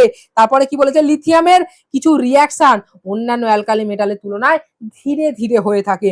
তারপর লিথিয়ামের সঙ্গে সরাসরি নাইট্রাইট তৈরি করতে পারে নাইট্রোজেনের সঙ্গে, এবং লিথিয়াম সল্টে হাইড্রোজেনের টেন্ডেন্সি খুব বেশি হয়ে থাকে, বোঝা গেছে। স্পষ্টভাবে ক্লিয়ার আছে, জানাও কমেন্ট বক্সে যে ক্লিয়ার আছে স্যার, একদম ক্রিস্টাল ক্লিয়ার আছে। চলো এরপরে আমরা দেখবো যে নাইট্রাইট গঠন। একটা পয়েন্ট তুমি কি দেখলে, যে লিথিয়াম নাইট্রাইট নাইট্রোজেনের সঙ্গে সরাসরি যুক্ত হয়ে তাহলে কি করছে নাইট্রাইট। দেখো লিথিয়াম কি করছে, নাইট্রোজেনের সঙ্গে যুক্ত হয়ে লিথিয়াম নাইট্রাইডের ফর্মেশন করছে, সরাসরি যুক্ত হয়ে লিথিয়াম নাইট্রাইডের ফর্মেশন করছে, ম্যাগনেসিয়াম ম্যাগনেসিয়াম নাইট্রাইডের ফর্মেশন করছে। এবং আমার কি বলেছে, এই যে লিথিয়াম ক্লোরাইড এবং ম্যাগনেসিয়াম ক্লোরাইড উভয়ের মধ্যে কি দেখতে পাও তোমরা, কোভ্যালেন্ট ক্যারেক্টার দেখতে পাও। তোমরা কি ক্যারেক্টার দেখতে পাও, কোভ্যালেন্ট ক্যারেক্টার দেখতে পাও, এবং উভয়েই কিছু যৌগের সঙ্গে ধর্ম যে আছে সাদৃশ্যতা দেখায়, ধর্মের সঙ্গে সাদৃশ্যতা দেখাতে পারে, বোঝা গেল, বোঝা গেল, প্রপার ভাবে ক্লিয়ার আছে, প্রপার ভাবে ক্লিয়ার আছে, হ্যাঁ কিনা বলো। চলো চলো চলো চলো চলো চলো, যদি প্রপার ভাবে ক্লিয়ার থাকে আমরা এবার নেক্সট কনসেপ্টে আমাদের মুভ করতে থাকবো। স্যার এবার কি আসছে, diagonal relationship. Sir diagonal relationship মানে কি, আচ্ছা স্যার আপনি পিরিয়ডিক টেবিলে যেটা পড়িয়েছিলেন সেটা কি, হ্যাঁ 100 বার। পিরিয়ডিক টেবিলে আমি তোমাদেরকে অলরেডি ডায়াগোনাল রিলেশনশিপকে কভার করিয়ে রেখেছি। তাহলে তোমরা কি দেখতে পাবে ডায়াগোনাল রিলেশনশিপে, পিরিয়ডিক টেবিলে লিথিয়াম, এই যে লিথিয়াম আছে এবং এই যে বেরিলিয়াম অ্যান্ড ম্যাগনেসিয়াম, এই যে লিথিয়াম এবং ম্যাগনেসিয়াম আছে, এরা দুজনে পরস্পরের মধ্যে কর্ণ সম্পর্ক দেখায়, কর্ণ সম্পর্ক বা ডায়াগোনাল রিলেশনশিপ শো করে। অর্থাৎ এদের জন্য কি হচ্ছে, ভৌত রাসায়নিক ধর্মের সাদৃশ্য দেখতে পাওয়া যায়। এর কারণ কি স্যার, কারণ এদের আয়নিক সাইজ ও চার্জ ডেনসিটির মধ্যে কিছু সাদৃশ্য দেখতে পাওয়া যায়, মানে এরা পরস্পর কাছাকাছি থাকে এদের চার্জ ডেনসিটি ও সাইজটা, সেই জন্য এরা কি করে, সেই জন্য শুধুমাত্র এরা তোমার কি শো করছে, সেই জন্য এরা কর্ণ সম্পর্ক শো করে। এরপর গুরুত্বপূর্ণ কিছু সাদৃশ্য আছে, কি বলেছে, উভয়ে কি করছে, এই যে সাদৃশ্যগুলো আছে সেইগুলো দেখো, কি বলছে, উভয়েই জলের সঙ্গে তুলনামূলক ধীরে ধীরে বিক্রিয়া করতে থাকে। জলের সঙ্গে তুলনা তুলনামূলক ধীরে ধীরে বিক্রিয়া করতে থাকে। তারপর উভয়ে কিছু অক্সাইড ও হাইড্রাইড ধর্ম গঠনের জন্য একটা সাদৃশ্য শো করে। তারপরে কি বলেছে, উভয়েই নাইট্রোজেনের সঙ্গে সরাসরি যুক্ত হয়ে নাইট্রাইডের ফরমেশন করতে পারে, সরাসরি যুক্ত হয়ে নাইট্রাইডের ফরমেশন করতে পারে। বোঝা গেল? চলো, তারপর কি বলেছে, সোডিয়ামের গুরুত্বপূর্ণ যে সমস্ত যৌগগুলো, সোডিয়ামের গুরুত্বপূর্ণ যৌগ কি, সোডিয়াম সোডিয়াম কার্বনেট গঠন করে। এই ফর্মুলাটা মনে রাখবে, সোডিয়াম কার্বনেট, কার্বনেট মানে কি হলো CO3, ঠিক আছে, আর সোডিয়াম কি Na, ঠিক আছে, তাহলে কি করবে Na2CO3, সোডিয়াম কার্বনেট Na2CO3। এটা প্রপার ভাবে কি মনে রাখতে পারো, দেখো তাহলে কি করবে, সোডিয়াম কার্বনেট Na2CO3, এটা হলো তোমাদের সোডিয়াম কার্বনেট, এটা মনে রাখবে, কারণ এখান থেকে কলম ম্যাচিং টাইপের কোয়েশ্চেন আসতে পারে, ঠিক আছে, বলা যায় না, কলম ম্যাচিং টাইপের দিতেই পারে, ডাইরেক্ট তুলে দিলে তো ভালোই। চলো, আবার কি বলেছে, সোডিয়াম কার্বনেট কি বলেছে, হাইড্রাইডের ফরমেশন করে। তাহলে সোডিয়াম কার্বনেট যখন হাইড্রাইডের ফরমেশন করছে, এটা হতে চলেছে Na2CO3 10H2O, Na2CO3 10H2O, sodium হাইড্রাইডের formation করে। এর প্রচলিত নাম কি, এর প্রচলিত নাম হলো ওয়াশিং সোডা। তাহলে যদি তোমাদেরকে বলা হয় যে ওয়াশিং সোডা, ওয়াশিং সোডার ফর্মুলা কি, তোমরা কি বলবে, ওয়াশিং সোডার ফর্মুলা হলো Na2CO3 and 10H2O, এটা প্রপার ভাবে মনে রাখবে, কত, 10H2O, এটা কিন্তু ভুলবে না, 10H2O। যদি তোমাদেরকে কোশ্চেনে দিয়ে দেয় 8H2O, সেটা কিন্তু রং অ্যান্সার, 10H2O টা প্রপার অ্যান্সার হতে চলেছে, মানে সোডিয়াম কার্বনেট ওয়াশিং সোডা তোমাদের বাড়িতে যেটা দিয়ে কাছাকাছি হয়। বোঝা গেল? চলো, এরপরে তোমাদের যেটা দেখতে হবে সেটা হলো সলভে প্রসেস। সলভে প্রসেসে কি বলেছে, সোডিয়াম যে কার্বনেট আছে এর শিল্প উৎপাদন, সোডিয়াম কার্বনেটের শিল্প উৎপাদন। তাহলে কি দেখতে হবে, এই যে সলভে প্রসেস দ্বারা করা হয়, তাহলে এটা মনে রাখবে, সোডিয়াম কার্বনেটের শিল্প উৎপাদন কি প্রসেসে করা হয়, সলভে প্রসেস দ্বারা করা হয়ে থাকে। তাহলে প্রথম ধাপে কি বলেছে, অ্যালুমিনিয়াম কার্বনেট তৈরি করা হলো আমাদের মেন উদ্দেশ্য। তখন NH3 এর সঙ্গে H2O CO2 যুক্ত করে NH4 whole to and CO3 এর ফরমেশন হবে। এরপরে এই যে অ্যালুমিনিয়াম হাইড্রোজেন কার্বনেটটা ফরমেশন হলো, সেটার সঙ্গে H2 এবং CO2 এর বিক্রিয়া করে A2NH4 এই CO3 এর ফরমেশন করবে। তারপর তৃতীয় ধাপে কি করবে, তৃতীয় ধাপে তোমরা করবে এই যে সোডিয়াম কার্বনেট, তোমার সোডিয়াম হাইড্রোজেন কার্বনেট তৈরি। তারপর এই যে তোমরা পেয়ে গেলে এই যেটা, এইটাকে নিয়ে তোমরা NaCl এর সঙ্গে বিক্রিয়া করবে, NaCl এর সঙ্গে অ্যালুমিনিয়াম হাইড্রোজেন কার্বনেটের সঙ্গে তোমরা NaCl এর বিক্রিয়া করার পর তোমরা NH4Cl and NaCO3 এর প্রেসিপিটেট করবে। আর এখানে NaCO3 প্রেসিপিটেটটা কি করবে, এই যে NaCO3 যে প্রেসিপিটেট পড়েছে, এই প্রেসিপিটেটটা তোমরা যদি পৃথক করে নাও, তাহলে কি করবে, চতুর্থ ধাপে NaHCO3 কে উত্তপ্ত করলে Na2CO3 পাবে। উত্তপ্ত করার পর এই যে NaHCO3 টা তোমার প্রেসিপিটেট করলো, এটাকে পৃথক করো, করে হিট করো, হিট করলে এটা উত্তপ্ত হবে, এবং উত্তপ্ত হলে তোমাদের কি ফরমেশন করবে, তোমার Na2CO3 মানে সোডিয়াম কার্বনেটের ফরমেশন করবে, অর্থাৎ এটা হলো তোমাদের ওয়াশিং সোডা। তাহলে সলভে প্রসেসের মাধ্যমে Na2CO3 প্রস্তুত করা যায়, এটা তোমাদের জন্য ইম্পর্টেন্ট একটা মানে পয়েন্ট হতে চলেছে। দেখো, তোমরা যদি বলো স্যার আপনি এইভাবে পিপিটিতে লিখে এনে করাচ্ছেন কেন, এর প্রধান কারণ হলো টাইম সেভ করা তোমাদের জন্য, কারণ এই টাইমে তোমরা একবার তাড়াতাড়ি করে রিভাইজ করবে, কারণ তোমাদের এখন 8-10 ঘন্টা লেকচার দেখতে গেলে হবে না। আমি যদি প্রপার হাতে লিখি, কারণ তোমরা নর্মাল আমাকে দেখে রেখেছো সব জায়গায়, যখন দেখেছো হয়তো আমি হাতে লিখে করতে বেশি ভালোবাসি, কারণ তোমাদের সেখানে ফিল পেতে পারো, হয়তো তোমাদের নোট করতে সুবিধা হয়। বাট এই যে টাইমটা ক্রুশিয়াল টাইম, এই টাইমটা হাতে লিখতে গেলে হবে না, তোমাদের অল্প টাইমের মধ্যে আমি তোমাদের প্রপার কনসেপ্ট ক্লিয়ার করতে চাইছি, আর এই জন্য আমরা লিখে নিয়ে আসছি। আর এই তোমার যে এস ব্লক আছে না, সেটা লাইন বাই লাইন পড়লেই সব থেকে বেশি ভালো, কারণ আর আমি যে পয়েন্টগুলো নিয়ে এসেছি, এই পয়েন্টগুলো থেকে খুব বেশি পরিমাণে কোয়েশ্চেন আসে, ঠিক আছে। চলো, এরপরে যেটা আমরা দেখবো সেটা হলো আমাদের ওয়াশিং সোডার ফর্মুলা। তাহলে কি হতে চলেছে, Na2CO3 10H2O, এটাকে কি বলেছে, এটিকে সাদা কিরকম হয়ে থাকে, এটি সাদা ক্রিস্টাল সলিড হয়ে থাকে, এটা জলে দ্রবণীয় হয়ে থাকে। আরে বাবা, জলে না গুললে তুমি জামা কাপড় কাচো কি করে, বোঝা গেল তো, জলে দ্রবণীয় হয়ে থাকে, সিম্পল কনসেপ্ট। এবার কি বলবে, প্রথমে তাহলে এই যে রিয়াকশন গুলো তাহলে করবে, এই রিয়াকশন গুলো অ্যানাইডাস সোডিয়াম কার্বনেট নামেও প্রচলিত হয়ে থাকে, বা যাকে সোডা অ্যাশ বলা হয়ে থাকে, ঠিক আছে, সোডা অ্যাশ বলা হয়ে থাকে, যেটা উৎপন্ন হয়। তাহলে ওয়াশিং সোডার ব্যবহার কি করবে, ওয়াশিং সোডা কিসে লাগে, কাপড় কাচতে লাগবে। দেখো জলের কাঠিন্যতা দূর করে, ফলে তোমাদের ডিটারজেন্টের দাগ ইজিলি চলে যেতে পারে, কাপড় পরিষ্কার করতে পারে। তারপর কি বলছে, গ্লাস ইন্ডাস্ট্রিতে খুব বেশি পরিমাণে ব্যবহৃত হয়, সোপ তৈরিতে ব্যবহৃত হয়। তারপর কি বলেছে, পেপার ইন্ডাস্ট্রিতে এটি ব্যবহৃত হয়ে থাকে, টেক্সটাইল ইন্ডাস্ট্রিতে ব্যবহৃত হয়ে থাকে এবং বিভিন্ন প্রকার রাসায়নিক মানে পদার্থ প্রস্তুতিতেও এটা ব্যবহার হয়ে থাকে। তাহলে বোঝা গেল তোমাদের ওয়াশিং সোডা কি, Na2CO3 10H2O। এটা কোন পদ্ধতিতে প্রিপারেশন করা হয়, সলভে প্রসেসে প্রিপারেশন করা হয়। NaHCO3 কে প্রেসিপিটেট যেটা পড়ছে, এই প্রেসিপিটেটটাকে তোমরা যখন হিট করো, হিট করার ফলে Na2CO3 এর তৈরি হয়। বোঝা গেছে? এখান পর্যন্ত প্রপার ভাবে ক্লিয়ার আছে? আশা করি ক্লিয়ার আছে তোমাদের।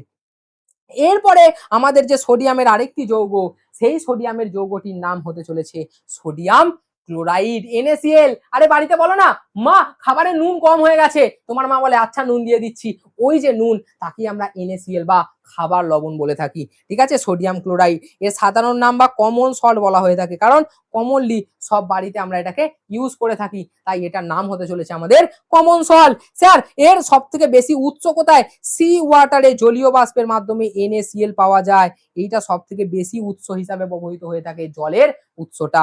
এর ব্যবহার কি হয়ে থাকে স্যার, দেখো খাদ্য সংরক্ষণ ও খাদ্য হিসাবে ব্যবহার করা থাকে। তারপর NaOH প্রস্তুতিতে ব্যবহার হয়ে থাকে, Na2CO3 প্রস্তুতিতে ব্যবহার হয়ে থাকে এবং অন্যান্য সোডিয়াম কম্পাউন্ড তৈরিতে ব্যবহার হয়ে থাকে। এই যে থার্ড পয়েন্টটা, এই থার্ড পয়েন্টটা অলরেডি তোমরা দেখে এসেছো, কোথায় দেখবে, দেখো NaCl এর ফরমেশন করেছে, NaCl এর। বোঝা গেছে কেন বলেছে অন্য প্রস্তুতিতে ব্যবহার করা হয়ে থাকে, তাহলে আশা করি বোঝা গেল। তাহলে NaCl কে কি বলা হয়ে থাকে, কমন সল্ট বলা হয়ে থাকে, NaCl কে কমন সল্ট বলা হয়ে থাকে। চলো এবার দেখো কি বলেছে, সোডিয়াম হাইড্রক্সাইড, তার কি বলেছে, এবার আসছে সোডিয়াম হাইড্রক্সাইড বা NaOH। আমি তোমাকে কি বলেছিলাম, সোডিয়ামের সঙ্গে যখন H2O বিক্রিয়া করবে, মানে কি হলো, দেখো রিঅ্যাকশনটা কি হবে, 2Na প্লাস 2H2O, এখান থেকে কিরাম ভেঙে থাকবে, H প্লাস OH মাইনাসে ভেঙে থাকবে, আর Na যেহেতু প্লাস, OH মাইনাসের সঙ্গে রিঅ্যাক্ট করবে, রিঅ্যাক্ট করে কি তৈরি করবে, NaOH এর ফরমেশন করবে, প্লাস H2 গ্যাস হয়ে বেরিয়ে যাবে। বোঝা গেল, সোডিয়াম হাইড্রক্সাইড বা NaOH বলা হয়ে থাকে, এটাকে সোডিয়াম হাইড্রক্সাইড বা NaOH বলা হয়ে থাকে। আর একে আমরা কি বলে থাকি, একে আমরা কস্টিক সোডা বলে থাকি। এগুলো কলম ম্যাচিং আসতে পারে, পড়ে নিও, কলম ম্যাচিং আসতে পারে, তো পড়ে নিও ঠিক করে। এবার কি বলেছে, শিল্পে NaCl এর অ্যাকুয়া সলিউশনের ইলেকট্রোলিসিসের মাধ্যমে NaOH ব্যবহার করা হয়ে থাকে, NaOH প্রস্তুত করা হয়ে থাকে অ্যাকুয়া সলিউশন ইলেকট্রোলিসিস। দেখো আমি যে বললাম না, NaCl H2O তৈরি করে NaOH and H2 gas formation করতে পারো, বা H2O এর সঙ্গে যুক্ত করতে পারো, কোনো রকম সমস্যাই হবে না। এখানে কি বলেছে, আচ্ছা আমি তোকে প্রপারলি লিখে দিচ্ছি, কারণ Na প্লাস আর Cl মাইনাস থাকে, এটার সঙ্গে যুক্ত হয় আর ওটার সঙ্গে যুক্ত হয়ে যায়। চলো, আর এখান থেকে কি তৈরি করছো, প্লাস Cl2 গ্যাস তৈরি করে নাও, যেটা আমি তোমাদের নর্মাল বললাম। এরপরে এর যে ধর্মগুলো আছে, এর ধর্মগুলো কি, ধর্মগুলো হলো কি বলেছে, এটা সাদা সলিড আকার হয়ে থাকে। জানো বাড়িতে তো নুন দেখেছো, যদি না দেখে থাকো কেউ যাও রান্না করে মাকে বলো মা একটু নুন দাও তো, একটু চেটে চেটে খাবো, তোমার মা তোমাকে নুন দেবে, তখন তুমি চেটে খাওয়ার আগে আগে দেখে নেবে, আচ্ছা হ্যাঁ এটা সাদা ক্রিস্টালের মতো। তারপরে কি বলেছে, জল অত্যন্ত অদ্রবণীয় হয়ে থাকে, শক্তিশালী ক্ষারক হয়ে থাকে। তারপর কি বলেছে, এর হাইগ্রোস্কোপিক অর ডি কুয়েসেন্ট প্রকৃতির হয়ে থাকে এবং CO2 এর সঙ্গে বিক্রিয়া করে সোডিয়াম কার্বনেট তৈরি করতে পারে, CO2 এর সাথে বিক্রিয়া করে সোডিয়াম কার্বনেটের ফরমেশন করতে পারে, আর CO2 এর সঙ্গে বিক্রিয়া করে Na2CO3 অর্থাৎ সোডিয়াম কার্বনেট ফরমেশন করে নিচ্ছে। বোঝা গেল, সোডিয়াম কার্বনেট এইটার রিঅ্যাকশন, এটা এই রিঅ্যাকশনটা মনে রাখবে, কার সঙ্গে, CO2 এর সঙ্গে বিক্রিয়া করে সোডিয়াম কার্বনেটের ফরমেশন করছে। আশা করি বোঝা গেছে এখান পর্যন্ত কম্পাউন্ডের ফরমেশনটা। এরপর NaOH এর ব্যবহার কি, সোপ তৈরিতে ব্যবহার করা হয়, পেপার ইন্ডাস্ট্রিতে ব্যবহার করা হয়, টেক্সটাইল ইন্ডাস্ট্রিতে ব্যবহার করা হয়, পেট্রোলিয়াম রিফাইনিং এ ব্যবহার করা হয়, তারপর কি বলছে বোরাক্সাইড পিউরিফিকেশনে ব্যবহার করা হয়, আর্টিফিশিয়াল ফাইবার তৈরিতে ব্যবহার করা হয় এবং ল্যাবরেটরি রিএজেন্ট হিসাবে এটি ব্যবহার করা হয়ে থাকে। চলো সরি, এবার বলেছে তোমাদের যে সোডিয়াম হাইড্রোজেন কার্বনেট, মানে সোডিয়াম কার্বনেট কি, Na2CO3 দেখছিলে, সোডিয়াম হাইড্রোজেন কার্বনেটের মধ্যে তোমরা কি দেখতে পাবে, NaHCO3। এইটা হলো বেসিক ডিফারেন্স, তো এই বেসিক ডিফারেন্সটা আগে পড়ে রাখবে, NaH CO3, ওখানে দেখছিলে Na2CO3, এখানে NaHCO3। এর সাধারণ নাম হতে চলেছে বেকিং সোডা। আর প্রথমেরটা যেটা ছিল Na2CO3 সেটা হয়েছিল ওয়াশিং সোডা, বোঝা গেল? Na2CO3 হয়েছিল ওয়াশিং সোডা, আর NaHCO3 হলো বেকিং সোডা, বোঝা গেল? চলো এটা মনে রেখো কোনটার নাম কিভাবে ইউজ করা হয়। এরপরে প্রস্তুতিতে কি বলবে যে Na2CO3 প্লাস H2O তৈরি করে NaHCO3 ফরমেশন করা হয়। রিঅ্যাকশনটা একবার চোখ বুলিয়ে রেখো। তারপরে কি বলেছে, একে উত্তপ্ত করলে কি তৈরি করবে? Na2CO3, অর্থাৎ অর্থাৎ ওয়াশিং সোডার ফরমেশন করে নেবে। একে যদি উত্তপ্ত করো তোমাদের ওয়াশিং সোডার ফরমেশন করে নেবে, বোঝা গেল? এর ব্যবহার কি? কেক তৈরিতে, পেস্ট্রি তৈরিতে ব্যবহার করা হয়। তারপর কি বলছে, ফায়ার এক্সটিংগুইশার হিসেবে ব্যবহার করা হয় এবং কিছু মেডিসিন প্রিপারেশনেও এর ব্যবহার করা হয়ে থাকে। অর্থাৎ বেকারিতে যে কেক তৈরি করো, ওই কেক তৈরিতে তোমরা এই বেকিং সোডা ইউজ করে থাকো। তোমরা জানো যে স্যার বেকিং সোডাটা মা একটুখানি মেরে দাও না, তাহলে কেকটা একটু ফ্লাফি হবে, আমার খেতে ভালো লাগবে, ঠিক আছে? তাহলে সেখানে কি ইউজ করা হয়? NaHCO3, বোঝা গেল? বোঝা গেল? চলো এবার এর খুব গুরুত্বপূর্ণ এবার যে নামকরণগুলো, এই নামকরণগুলো তুমি একটুখানি দেখে রেখো। এইটা হলো SMS স্টার তোমাদের জন্য। এই পোর্শনটা থেকে কিন্তু কলম ম্যাচিং এর কোশ্চেন আসতে পারে। Na2CO3 10H2O যাকে আমরা ওয়াশিং সোডা বলেছি, NaHCO3 যাকে আমরা বেকিং সোডা বলেছি, NaOH যাকে আমরা কস্টিক সোডা বলেছি, NaCl যাকে আমরা কমন সল্ট বলেছি। এবং এই যে রিঅ্যাকশন গুলো, এইগুলোকে তোমরা মানে এই যে ফর্মুলাগুলো আর কি, যেগুলো ফরমেশন হয়েছে, এই সংকেতগুলোকে তোমরা প্রপার ভাবে পড়ে রেখো, কারণ এখান থেকে কলম ম্যাচিং এর কোশ্চেন আসতে পারে। দেখেছো প্রত্যেকটা NaOH এর কম্পাউন্ড, তো আশা করি মুখস্থ করতে পারবে। চলো এটা একটু পড়ে রেখো, হ্যাঁ। এরপরে আমরা যেটা আসবো সেটা হলো সোডিয়াম ও পটাশিয়ামের জৈবিক গুরুত্ব। সোডিয়াম ও পটাশিয়ামের জৈবিক গুরুত্ব বা জৈবিক পদ্ধতিতে এগুলোকে কিভাবে ব্যবহার করতে পারি। সোডিয়াম কি বলেছে দেখো, মানে আমাদের জীবনে ডেইলি লাইফে বলতে পারো এর কি ব্যবহার রয়েছে। কি বলেছে, তোমরা দেখবে সোডিয়াম পটাশিয়াম পাম্প পড়েছো কি জানি না, নেক্সট সেমিস্টারে পড়বে বায়োলজিতে, যেখানে কি সোডিয়াম পটাশিয়াম ব্যালেন্সের জন্য আমাদের শরীরে প্রচুর পরিমাণে অনেক কিছু হয়ে থাকে, ঠিক আছে? এই সোডিয়াম পটাশিয়াম যদি ফল্ট করে যায়, একটা মানুষ ভুলভাল বকতে শুরু করে, সে অজ্ঞান হয়ে উল্টে পড়ে যায়, ঠিক আছে? তোমরা হয়তো বাড়িতে দেখতে পাবে যে বয়স্ক বা এজেড পারসন কোনো যদি থাকে, তার ক্ষেত্রে সোডিয়াম পটাশিয়ামের ফল্ট বারবার হয়ে থাকে, তখন সে ভুলভাল বকতে শুরু করে। তাহলে কি বলছে, কারণ স্নায়ুর উদ্দীপনার ওপরে মানে বিভিন্ন রকমের প্রভাব ফেলে দেয়। দেখো স্নায়ু উদ্দীপনা সঞ্চালনে গুরুত্বপূর্ণ। তারপর কি বলেছে, তরল ও তড়িৎ বিশ্লেষণে ভারসাম্য বজায় রাখতে ব্যবহার করা হয়। তারপর কি বলছে, কোষ ঝিল্লির মধ্যে পরিবহনে ব্যবহার করা হয়। দেখো সোডিয়াম পটাশিয়াম পাম্পের অংশ হিসাবে কাজ করে। সোডিয়াম পটাশিয়াম পাম্পের গুরুত্বপূর্ণ অংশ হিসাবে এটা কাজ করে, যেটা আমি মাত্র বলছিলাম। এবার পটাশিয়াম যদি দেখো, কি বলেছে, পটাশিয়াম যদি দেখো, দেখো কি বলেছে, K প্লাস আয়ন কি বলেছে দেখো, কোষের প্রধান অন্তঃকোষীয় মানে কি ধনায়ন বা ধনাত্মক আয়ন রূপে ব্যবহার করা হয়।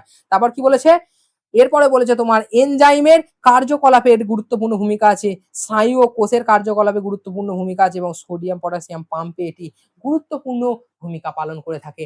আশা করি বোঝা গেছে। বোঝা গেছে এই সোডিয়াম পটাশিয়াম পাম্পটা তুমি নেক্সট সেমিস্টারে যখন ফিজিওলজির পোর্শন পড়বে বায়োলজিতে, সেই পোর্শনে পড়বে, আর যে কাছে পড়বে সেই টিচার প্রপার ভাবে যদি পড়ায়, তোমরা বুঝতে পারবে।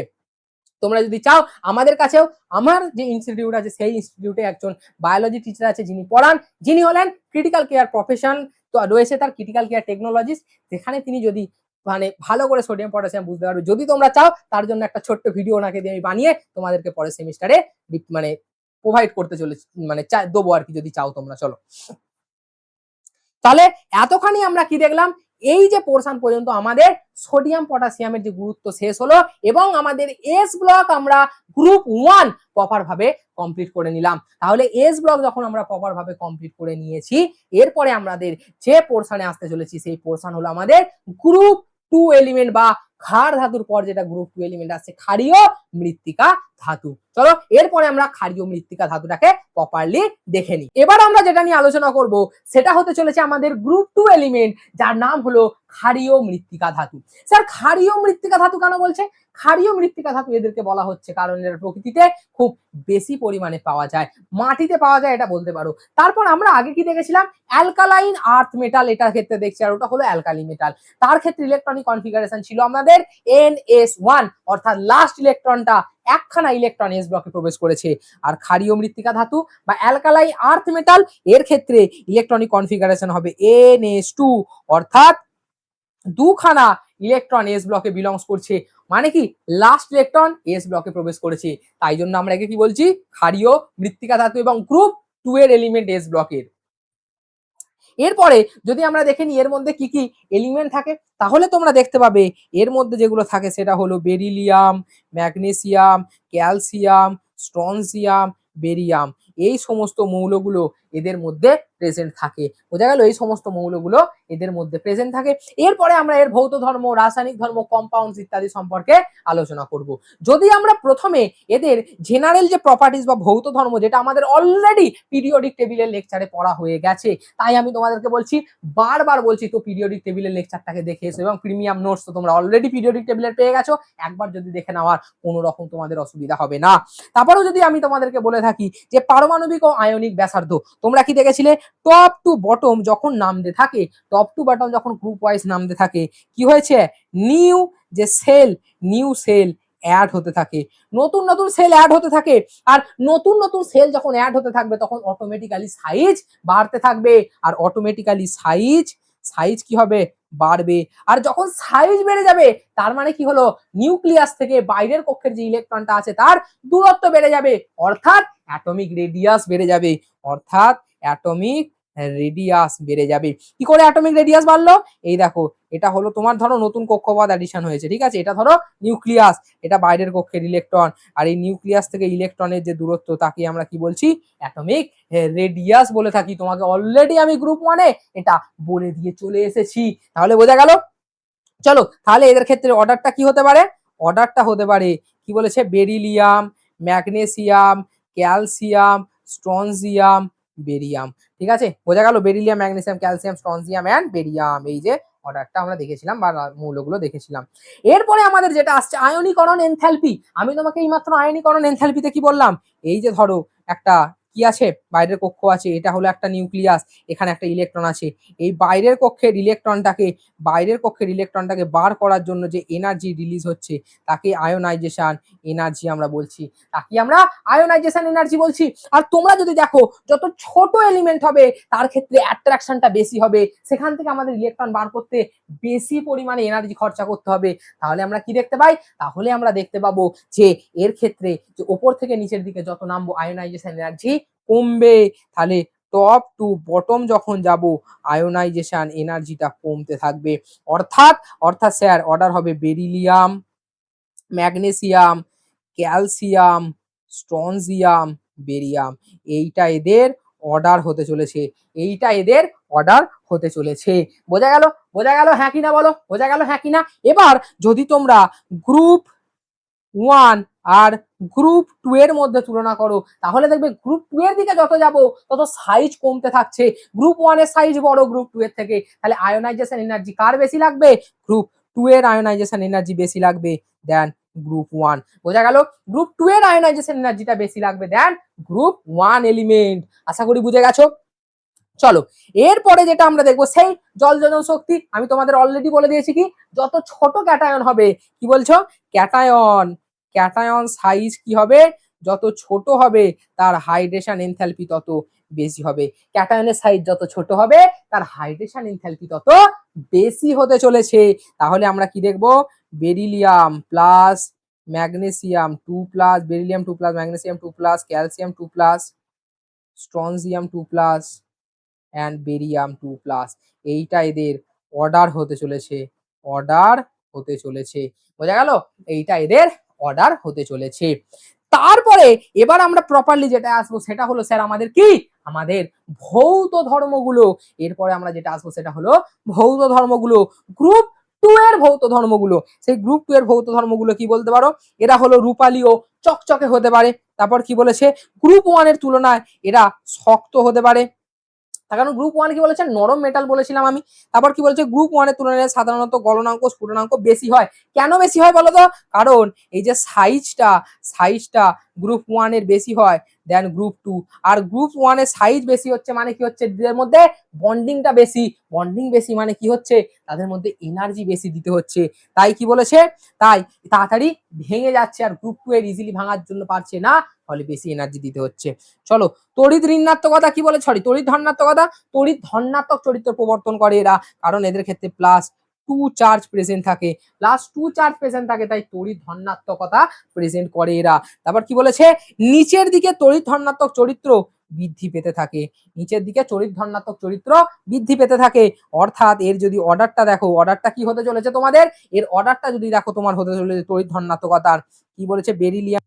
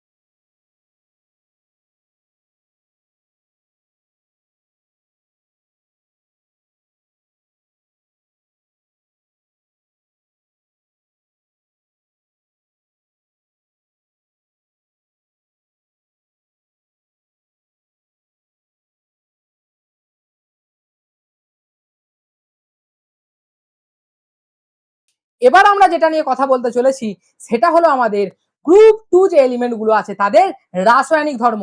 আর ভৌত ধর্ম যেটা আমি অলরেডি ডিটেলসে পিরিয়ডিক টেবিলে পড়িয়ে দিয়েছি প্রত্যেকটা ভৌত ধর্ম, এবং যে প্রিমিয়াম নোটস সেটা তোমরা পেয়ে গেছো, সেখান থেকে তোমরা দেখে নিও যাতে তোমাদের ভৌত ধর্মটা আরো বেশি পরিমাণে স্ট্রং হয়ে যায়। এখানে আমরা মেনলি কম্পাউন্ড এবং রাসায়নিক ধর্মের উপরে মেন ফোকাস করতে চলেছি। তাহলে এবার আমাদের যেটা আসছে গ্রুপ 2 এর রাসায়নিক ধর্মের ক্ষেত্রে সক্রিয়তা, গ্রুপ 2 এর সক্রিয়তা ওপর থেকে নিচের দিকে বৃদ্ধি পেতে থাকে, গ্রুপ 2 এলিমেন্টের সক্রিয়তা ওপর থেকে নিচের দিকে বৃদ্ধি পেতে থাকে। আর এর প্রবণতাটা কিরকম হবে, beryllium, magnesium, calcium, strontium, barium ওপর থেকে নিচের দিকে যেহেতু বৃদ্ধি পাচ্ছে, বোঝা গেল। এরপর কি বলেছে, তবে সংশ্লিষ্ট গ্রুপ 1 এর তুলনায় গ্রুপ 2 এ সাধারণত কম সক্রিয় হয়ে থাকে। তাহলে সক্রিয়তা কি বলবো, গ্রুপ 1 এর ক্ষেত্রে বেশি হয় দেন গ্রুপ 2। তাহলে সক্রিয়তা গ্রুপ 1 এর ক্ষেত্রে বেশি হয়ে থাকে দেন গ্রুপ 2 এলিমেন্টস। বোঝা গেল, বোঝা গেল প্রপারলি। এরপরে চলো, এরপরে আমরা যেটা নিয়ে আলোচনা করব সেটা হলো রাসায়নিক বিক্রিয়া, অর্থাৎ বায়ু বা অক্সিজেনের সঙ্গে যে বিক্রিয়া করছে। কি বলেছে, বেরিলিয়াম, বেরিলিয়ামের পৃষ্ঠে সুরক্ষীয় অক্সাইডের স্তর তৈরি করে দেয়, অক্সাইডের স্তর তৈরি করে, তুলনায় এটি সুরক্ষিত থাকে। ধরো এই যে ধরো এটা একটা বেরিলিয়াম ধাতু, ঠিক আছে, এই যে ধরো একটা বেরিলিয়াম, ঠিক আছে, আর এই বেরিলিয়ামের ওপর একটা অক্সিজেনের সঙ্গে হয়ে একটা অক্সাইডের প্রলেপ পড়ে যায়, আর এর ফলে ধাতুটা কি বলেছে, সক্রিয় থাকে। এবার যদি আমরা আসি ম্যাগনেসিয়ামে, কি বলেছে, ম্যাগনেসিয়ামকে উত্তপ্ত করলে অক্সিজেনের সঙ্গে বিক্রিয়া করে, মানে 2 Mg প্লাস অক্সিজেন O2, তাহলে কি তৈরি করে, 2 MgO ফরমেশন করে দেয়। দেখো 2 MgO ফরমেশন করে, বোঝা গেল, কি ফরমেশন করে, 2 MgO। তারপর নাইট্রোজেনের সঙ্গে যদি বিক্রিয়া করে তাহলে কি করবে, ম্যাগনেসিয়াম নাইট্রোজেনের সঙ্গে বিক্রিয়া করলে Mg প্লাস N2 Mg3N2, মানে কি হলো, ম্যাগনেসিয়ামের কি বলেছে, Mg কত থাকে, +2, আর নাইট্রোজেন থাকে +3, -3 তে থাকে নাইট্রোজেন, ঠিক আছে। এইভাবে তারা রিঅ্যাক্ট করে, এইভাবে তারা রিঅ্যাক্ট করে এই যে এলিমেন্ট আছে সেই এলিমেন্টটাকে ফরমেশন করে। তারপর কি বলেছে, ক্যালসিয়াম, স্ট্রনজিয়াম এন্ড বেরিয়াম বায়ুর সঙ্গে তুলনামূলকভাবে সহজ বিক্রিয়া করে এবং অক্সাইড নাইট্রাইড তৈরি করতে পারে। এরা খুব সহজেই বিক্রিয়া করে অক্সাইড এবং নাইট্রাইডের ফরমেশন করতে পারে, বোঝা গেল। চলো, এবার যদি আমরা দেখি হ্যালোজেনের সঙ্গে বিক্রিয়া, হ্যালোজেনের সঙ্গে বিক্রিয়ায় আমরা দেখতে পাবো যে গ্রুপ 2 এর যে ধাতুগুলি রয়েছে, অর্থাৎ হ্যালোজেনের সঙ্গে ধাতব অক্সাইড এরা তৈরি করতে পারে, এটা হ্যালোজেনের সঙ্গে ধাতব অক্সাইড তৈরি করে, সরি ধাতব হ্যালাইড তৈরি করে। যেহেতু হ্যালোজেন তো কি তৈরি করবে, হ্যালাইড ফরমেশন করবে, অক্সিজেন হলে অক্সাইডের ফরমেশন করবে। এদের সক্রিয়তা কি দেখো, M+X2 থেকে কি তৈরি করে, M+X2 থেকে MX2 ফরমেশন করে, M+X2 থেকে MX2 ফরমেশন করে নেয়, মানে মেটাল হ্যালাইড ফরমেশন করে নিচ্ছে। কি ফরমেশন করে নিচ্ছে, metal halide, halide. Halide formation করে, যেখানে মেটালগুলো কি কি থাকতে পারে, beryllium, magnesium, calcium, strontium, barium. And halide তো তোমরা জানোই, ফ্লুরিন, ক্লোরিন, ব্রোমিন, আয়োডিন, এই সমস্তগুলো বিক্রিয়া করতে পারে। এদের fluorine, chlorine, bromine, iodine, astatine, এই সমস্তগুলো বিক্রিয়া করতে পারে। বোঝা গেছে এই পর্যন্ত? প্রপারলি ক্লিয়ার আছে? চলো, আর আমি তোমাদেরকে বলেছিলাম যে প্রিমিয়াম নোটসের যে পাসওয়ার্ডটা দেবো সেটা হতে চলেছে ক্যাপিটালে CSA, এইটা তোমাদের পাসওয়ার্ড হতে চলেছে। ক্যাপিটাল লেটারে CSA, আমার তোমার অফলাইন ইনস্টিটিউটের নাম ক্রিয়েটিভ সায়েন্স একাডেমি, এটা তোমাদের পাসওয়ার্ড হতে চলেছে। এইটা দিয়ে তুমি তোমাদের যে ভিডিওর যে পিডিএফটা সেটাকে অ্যাক্সেস করতে পারবে। চলো, তাহলে যারা এতক্ষণ দেখছিলে তারা তাড়াতাড়ি পিডিএফটাকে অ্যাক্সেস করে নাও, আমি অলরেডি লিঙ্কটা দিয়ে দেবো। চলো, এরপরে আমরা যেটা নিয়ে আলোচনা করব সেটা হলো হাইড্রোজেনের সঙ্গে বিক্রিয়া। আমরা কি বলবো? হাইড্রোজেনের সঙ্গে বিক্রিয়া। হাইড্রোজেনের সঙ্গে বিক্রিয়া কি বলেছে? বেরিলিয়াম সাধারণ অবস্থায় হাইড্রোজেনের সঙ্গে বিক্রিয়া করে না। বেরিলিয়াম সাধারণ অবস্থায় হাইড্রোজেনের সঙ্গে বিক্রিয়া করে না। ঠিক আছে, বোঝা গেল? এই পয়েন্টটা ইম্পর্টেন্ট, মনে রেখো। এখানে যেগুলো পয়েন্টগুলো নিয়ে এসেছি প্রত্যেকটা এস ব্লকের জন্য তোমাদের ইম্পর্টেন্ট। তারপর কি বলেছে? অন্য গ্রুপ 2 এর ধাতুগুলি হাইড্রোজেনের সঙ্গে হাইড্রাইড তৈরি করতে পারে, বেরিলিয়াম পারে না। কি বলেছে? বেরিলিয়াম পারে না। আর বাকিগুলো ক্যালসিয়াম, বেরিলিয়াম, ম্যাগনেসিয়াম ধরো আছে, তারপর ক্যালসিয়াম, স্ট্রনজিয়াম, বেরিয়াম, এরা পারে। বোঝা গেল? এরা পারে। তারপরে কি বলেছে? এদের সাধারণ বিক্রিয়া কি? মেটালগুলো হাইড্রোজেনের সঙ্গে বিক্রিয়া করে তোমার কি তৈরি করে? Metal hydride. আর এখানে যে মেটালগুলো হতে চলেছে সেগুলো হতে চলেছে ম্যাগনেসিয়াম, ক্যালসিয়াম, স্ট্রনজিয়াম, বেরিয়াম, এই মেটালগুলো হতে চলেছে, কারণ বেরিলিয়াম করে না। বোঝা গেছে হ্যাঁ কি না? চলো, এরপরে আমরা যে পোরশনটা আসবো সেটা হলো লঘু অ্যাসিডের সঙ্গে বিক্রিয়া। লঘু অ্যাসিড মানে কি? ডাইলিউট অ্যাসিডের সঙ্গে বিক্রিয়া করছে। মানে কি? এই অ্যাসিডটা হাতে পড়ে গেলে কোনো ক্ষতি হতে পারে না তোমাদের, ঠিক আছে? গাঢ় ভাবো না, গাঢ় হলে ক্ষতি হয়ে যাবে কিন্তু, হ্যাঁ, পুরো একদম খেল খতম হয়ে যাবে। তাহলে গ্রুপ 2 এর ধাতুগুলো কি বলেছে? লঘু যে হাইড্রোক্লোরিক অ্যাসিড বা HCl আছে তার সঙ্গে বিক্রিয়া করে ধাতব ক্লোরাইড ও হাইড্রোজেন গ্যাস উৎপন্ন করে। কিভাবে উৎপন্ন করবে স্যার? দেখো, এই যে HCl কিভাবে ভেঙে থাকে? HCl ভেঙে থাকে H প্লাস Cl মাইনাসে, H প্লাস এবং Cl মাইনাসে ভেঙে থাকে এরা। আর এরা সাধারণ বিক্রিয়া কি উৎপন্ন করে? Metal plus 2HCl, metal plus 2HCl বিক্রিয়া করে MCl2 প্লাস H2 গ্যাস উৎপন্ন করে। MCl2 প্লাস H2 গ্যাস উৎপন্ন করে দেয়। ঠিক আছে, যেটা আমি বললাম, এই যে এর সঙ্গে যুক্ত হচ্ছে, যুক্ত হয়ে মেটালের সঙ্গে যুক্ত হয়ে যাচ্ছে, এই যে ক্লোরিনটা কি করে? H প্লাস, দাঁড়াও আমি বলে দিচ্ছি তোমাদের রিয়াকশনটা কি করে। এই যে ফর্মেশন করছে H প্লাস আর Cl মাইনাস, এই যে Cl মাইনাসটা আছে, এই Cl মাইনাসটা মেটালের সঙ্গে বিক্রিয়া করে এইটা ফর্মেশন করছে এবং H2টা গ্যাস হয়ে বেরিয়ে যাচ্ছে। বোঝা গেল রিয়াকশনটা? এবার কি বলেছে? যে পরীক্ষার যে সমস্ত উত্তরটা আসতে পারে, কি বলেছে? যে ধাতুগুলো লঘু H এর সঙ্গে বিক্রিয়া করে ধাতব ক্লোরাইড যেমন MCl2 ফর্মেশন করে আর H2 গ্যাস হিসাবে বেরিয়ে যায়। আশা করি তোমাদের রিয়াকশন গুলো বোঝাতে পারছি, তোমরা প্রপার ভাবে রিয়াকশন গুলোকে বুঝতে পারছো। যদি রিয়াকশন গুলোকে বুঝতে পেরে থাকো, এই চ্যানেল যে ভিডিওটা সেটা তোমাদের জন্য হেল্পফুল মনে হয়ে থাকে, তো চ্যানেলটিকে সাবস্ক্রাইব করে একটা লাইক করে দাও, কারণ এই রকম নতুন নতুন সিরিজ এবং এরপরে কোয়েশ্চেন প্র্যাকটিসের সিরিজ তোমাদের জন্য আসতে চলেছে। বোঝা গেল হ্যাঁ কি না? চলো, এবার আমরা বলবো যে বেরিলিয়ামের অস্বাভাবিক যে সমস্ত ধর্মগুলো রয়েছে সেই অস্বাভাবিক ধর্মগুলো নিয়ে আলোচনা। কি বলেছে? বেরিলিয়াম গ্রুপ 2 এর অন্যান্য মৌলগুলোর তুলনায় কিছু অস্বাভাবিক ধর্ম প্রদর্শন করে, মানে আলাদা রকমের। দেখতেই পাচ্ছিলে এরা কি করছিল? কারোর সঙ্গে বিক্রিয়ায় পার্টিসিপেট করছিল না। এইটা হলো ওদের অস্বাভাবিক ধর্ম। প্রধান কারণ কি? বেরিলিয়ামের পারমাণবিক আকার খুব ছোট হয়ে থাকে, বেরিলিয়ামের আয়নীয় যেটা আকার ছোট হয়ে থাকে, তারপর আধানের ঘনত্বটা খুব বেশি হয়ে থাকে, জাস্ট লাইক লিথিয়ামের মতো। ঠিক আছে, তারপর কি বলছে? পোলারাইজিং ক্ষমতা অনেক বেশি হয়ে থাকে, কারণ যত ছোট ক্যাটায়ন তত বেশি পোলারাইজিং পাওয়ার, তত বেশি পোলারাইজিং পাওয়ার, যত ছোট ক্যাটায়ন তত বেশি পোলারাইজিং পাওয়ার। তারপর জল যোজন এনথালপি অনেকটা বেশি হয়ে থাকে, যেটা আমি বলেছিলাম জল যোজন এনথালপির ক্ষেত্রে অনেকটা বেশি হয়ে থাকে। তারপর এদের ফলাফলগুলো কি হতে চলেছে? ফলাফল হতে চলেছে বেরিলিয়ামের যৌগে সমযোজী চরিত্র বেশি হয়ে থাকে। বেরিলিয়ামের যৌগে সমযোজী চরিত্র বা কোভ্যালেন্ট ক্যারেক্টার, কোভ্যালেন্ট ক্যারেক্টার খুব হাই হয়ে থাকে। তারপর কি বলেছে? বিইও উভধর্মী, মানে কি হলো? বেরিলিয়ামের অক্সাইড, কি বলেছে? বেরিলিয়ামের লিয়ামের অক্সাইড, বেরিলিয়ামের অক্সাইড খুব হাই হয়ে থাকে। তারপর BeH2 মানে বেরিলিয়াম হাইড্রক্সাইড খুব বেশি পরিমাণে উভধর্মী হয়ে থাকে। আর বেরিলিয়ামের যৌগে জটিল যৌগ গঠনের প্রবণতা দেখায়। বেরিলিয়াম যৌগ জটিল যৌগ গঠন অর্থাৎ complex compound, complex compound, complex compound ফরমেশনে খুব হাই তোমাদের ধারণ করে থাকে। তাহলে BeO যেটা পড়বে সেটা কি হয়ে থাকে তোমাদের উভধর্মী হয়ে থাকে। আমি স্টার আর হাইলাইটেড করে দিচ্ছি, কি হয়ে থাকে উভধর্মী হয়ে থাকে। আর এটাও তোমাদের BeOH2 এটাও তোমাদের উভধর্মী হয়ে থাকে।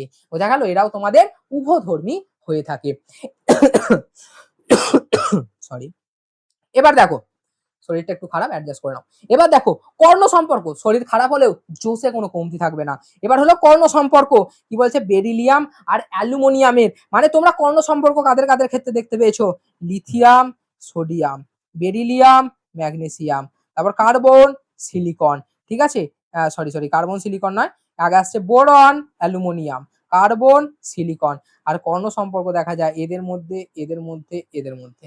বোঝা গেল, এইভাবে এটা ডায়াগোনাল রিলেশনশিপ বা কর্ণ সম্পর্ক দেখায়। আর যারা যারা কর্ণ সম্পর্ক প্রদর্শন করে তাদের মধ্যে আমরা বিভিন্ন রকম ভৌত রাসায়নিক ধর্মের সাদৃশ্য দেখতে পেয়ে থাকি। বোঝা গেল। এরপরে দেখো তাহলে বেরিলিয়াম ও অ্যালুমিনিয়ামের মধ্যে কর্ণ সম্পর্ক দেখতে পাওয়া যায়, কারণ বেরিলিয়াম 2+ অ্যালুমিনিয়াম 3+ উভয় তুলনামূলকভাবে উচ্চ আধানযুক্ত রয়েছে এবং এর ফলে রাসায়নিক ধর্মের সাদৃশ্যতা দেখতে পাওয়া যায়। তারপরে কি বলেছে, গুরুত্বপূর্ণ সাদৃশ্যগুলো কি কি বলেছে, উভয়ের পৃষ্ঠে একটা সুরক্ষী অক্সাইডের লেয়ার পড়ে। আর তোমরা হয়তো ক্লাস 10-এ অলরেডি পড়ে এসেছো, এই অক্সাইডের লেয়ারটা পড়ে যায় বলেই আমাদের অ্যালুমিনিয়াম এর পাত্রে কোনো কিছু রাখলে বেশি পরিমাণে ক্ষতি হয় না, কারণ তারা রিঅ্যাক্ট করছে না, এই অক্সাইডের লেয়ার রিঅ্যাকশনে বাধা দেয়। বোঝা গেল। তারপর বলেছো উভয়ে কিছু সমযোজী যৌগ বা সমযোজী চরিত্র খুব বেশি পরিমাণে লক্ষ্য করতে পারা যায়। উভয়েই জটিল যৌগ গঠন বা কমপ্লেক্স কম্পাউন্ড গঠনের প্রবণতা বেশি দেখায়। কমপ্লেক্স কোঅর্ডিনেশন কম্পাউন্ড এটা তোমরা ক্লাস 12 চ্যাপ্টারে কোঅর্ডিনেশন কম্পাউন্ড চ্যাপ্টারে খুব বেশি পরিমাণে পড়তে চলেছো। তারপর কি বলেছে, যাদের কিছু হ্যালাইডে সেতু বন্ধন অর্থাৎ ব্রিজ বন্ডিং দেখতে পাওয়া যায়, সেতু বন্ধন অর্থাৎ ব্রিজ বন্ডিং দেখতে পাওয়া যায়। যে সেতু বন্ধন যেটা বলেছে এটাকে বলা হয় bridge bonding, bridge bonding. Aluminium ট্রাইঅক্সাইডের ক্ষেত্রে ব্রিজ বন্ডিং দেখতে পাওয়া যায়। তারপর অবশ্যই মনে রাখবে বেরিলিয়াম আর অ্যালুমিনিয়ামের মধ্যে কি দেখতে পাচ্ছি আমরা, কর্ণ সম্পর্ক দেখতে পাচ্ছি। কি দেখতে পাচ্ছি, ডায়াগোনাল রিলেশনশিপ দেখতে পাচ্ছি। এরপরে যেটা আসছে যে ক্যালসিয়াম অক্সাইড বা CaO, ক্যালসিয়াম অক্সাইড কি বলেছে, প্রচলিত নাম ক্যালসিয়াম অক্সাইডের প্রচলিত নাম কি হতো, CaO এর ক্ষেত্রে বলা হয় পোড়াচুন বা কুইকালাইম, কি হচ্ছে কুইক লাইম বলা হয়, কুইক লাইম, ঠিক আছে, কুইক লাইম বা পোড়া চুন বলা হয়ে থাকে CaO কে, ক্যালসিয়াম অক্সাইডকে। বোঝা গেল।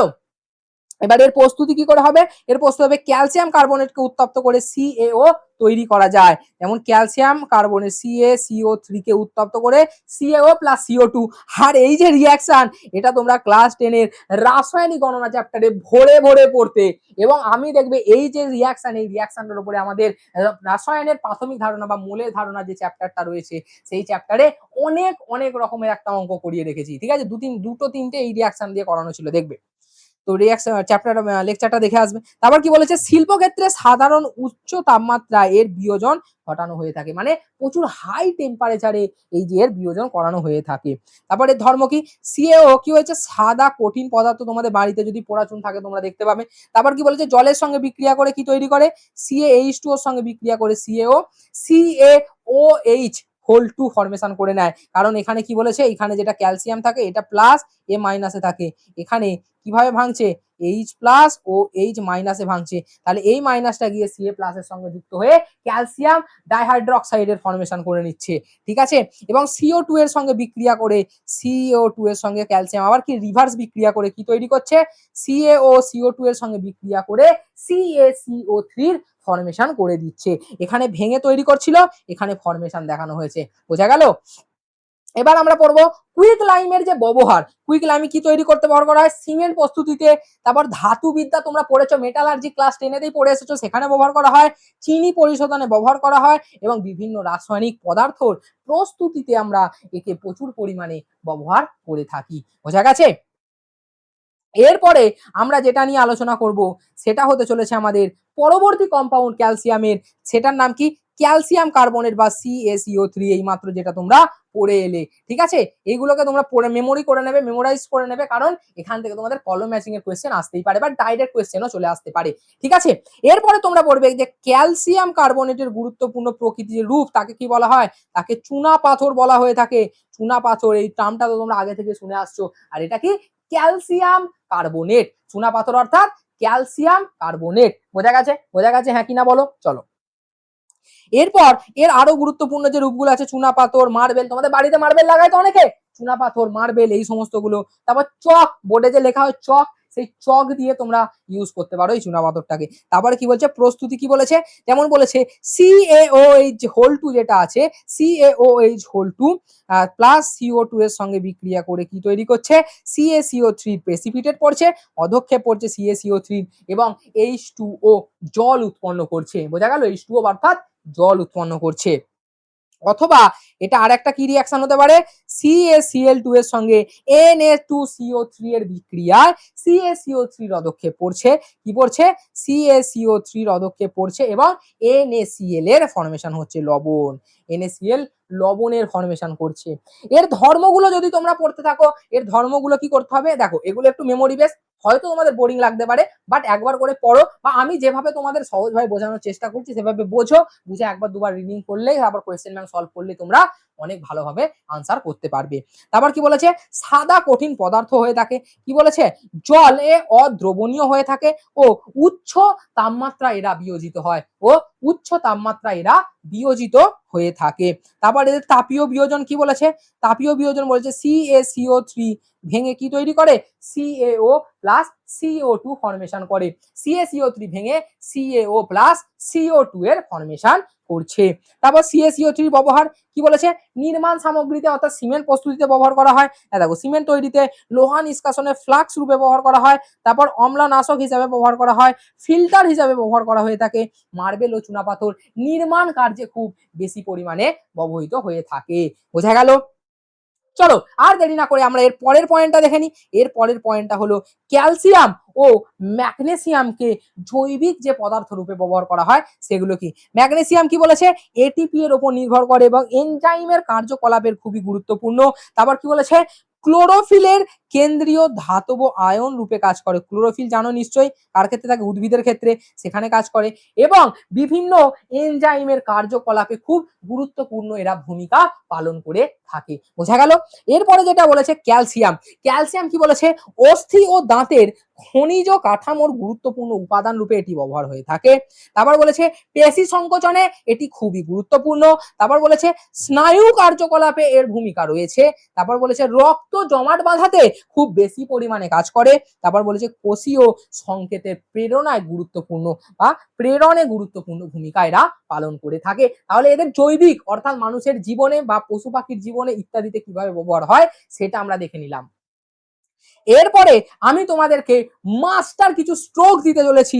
এরপরে এই যে পয়েন্টগুলো আছে এই পয়েন্টগুলো তোমাদের এসএমএ স্টার এবং তোমাদের জন্য সব থেকে বেশি ইম্পর্টেন্ট, কারণ পরীক্ষায় এই যে মেমোরাইজ যদি এইগুলোকে করে রাখো খুব ইজিলি তোমরা কম্পেয়ার করে দেখতে পারবে, কারণ এখান পর্যন্ত আমাদের গ্রুপ 2 এন্ড হয়ে গেল। এরপরে আমি তোমাদেরকে মাস্টার স্ট্রোক কিছু দিতে চলেছি, সেই মাস্টার স্ট্রোক গুলো দেখে তুমি আরো ভালো করে কম্প্যারিজনের মাধ্যমে পড়তে পারবে। দেখো ইলেকট্রন, সাধারণ ইলেকট্রন বিন্যাস, এর ক্ষেত্রে NS1, এর ক্ষেত্রে NS2, সাধারণ আয়ন এর ক্ষেত্রে M+, এর ক্ষেত্রে M2+, বুঝতেই পারছো। জারণ অবস্থা এর ক্ষেত্রে +2, এর ক্ষেত্রে -+2, +1 +2। তারপর বলেছে গ্রুপের ব্যাসার্ধ কি বলেছে? উপর থেকে নিচের দিকে বাড়ে, এর উপর থেকে নিচের দিকে বাড়ে। এর আয়নীকরণ এনথালপি উপর থেকে নিচের দিকে কমে, এর উপর থেকে নিচের দিকে কমে, যেটা আমি রিভাইজ করিয়ে দিয়েছি।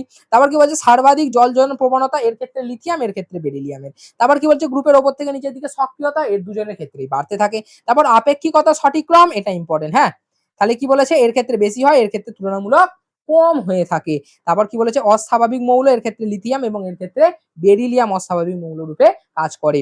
এবং কর্ণ সম্পর্ক কি বলেছে? লিথিয়াম ম্যাগনেসিয়ামের মধ্যে কর্ণ সম্পর্ক দেখায় এবং বেরিলিয়াম অ্যালুমিনিয়ামের মধ্যে এরা কর্ণ সম্পর্ক বা ডায়াগোনাল রিলেশনশিপ প্রদর্শন করে থাকে। তারপর এই যে রিঅ্যাকশন গুলো আমি তোমাদের কিছু কিছু রিঅ্যাকশন দিয়ে দিয়েছি, এই রিঅ্যাকশন গুলো অবশ্যই এবং অবশ্যই তোমরা মুখস্থ করে নিও, কারণ এই রিঅ্যাকশন গুলো তোমাদের জন্য সব থেকে বেশি বেশি বেশি পরিমাণে ইম্পর্টেন্ট হতে চলেছে। ঠিক আছে, ইম্পর্টেন্ট হতে চলেছে। স্যার কি বলেছে, লিথিয়াম অক্সাইডের সঙ্গে বিক্রিয়া করে Li2O ফর্মেশন করে, এটা হলো অক্সাইড, অক্সাইডের ফর্মেশন করছে। তারপর সোডিয়ামের সঙ্গে মিশে কি তৈরি করে, পার অক্সাইড, পার অক্সাইড ফর্মেশন করে।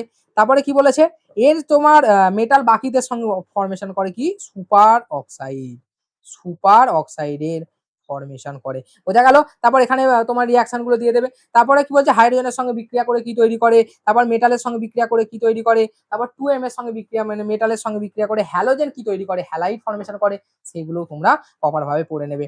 এবার সোডিয়ামের যৌগগুলো যদি দেখে নাও যে সোডিয়াম কি কি বিক্রিয়া করছে, সেই সোডিয়ামের বিক্রিয়াগুলো তোমরা প্রপার ভাবে দেখে নেবে। ঠিক আছে, এই বিক্রিয়াগুলো সব থেকে বেশি পরিমাণে ইম্পর্টেন্ট তোমাদের পরীক্ষার জন্য।